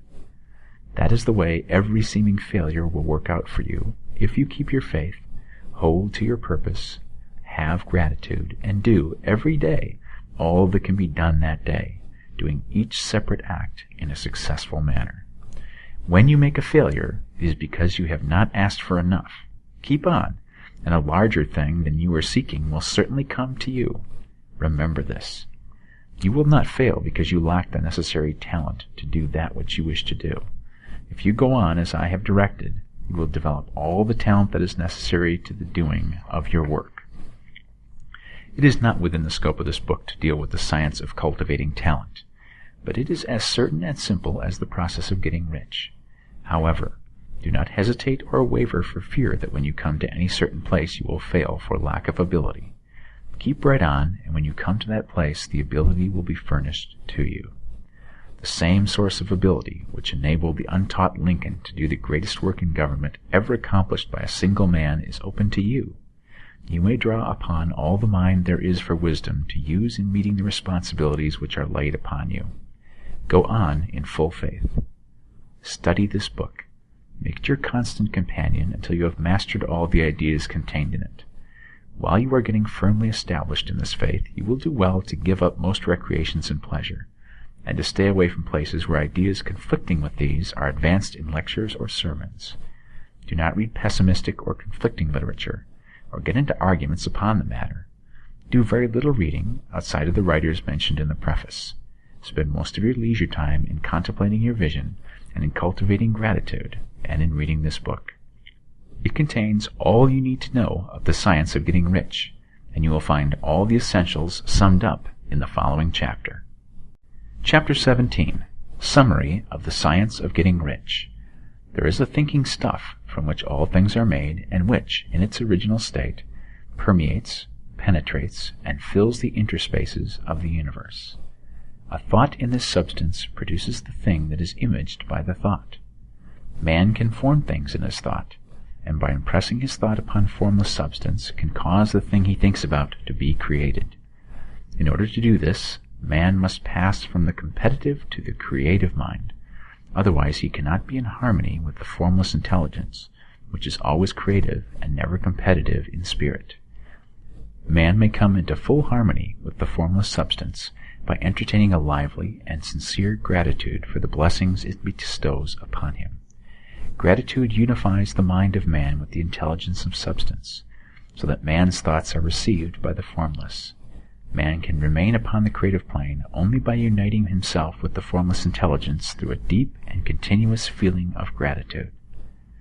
Man must form a clear and definite mental image of the things he wishes to have, to do, or to become, and he must hold this mental image in his thoughts while being deeply grateful to the Supreme that all his desires are granted to him.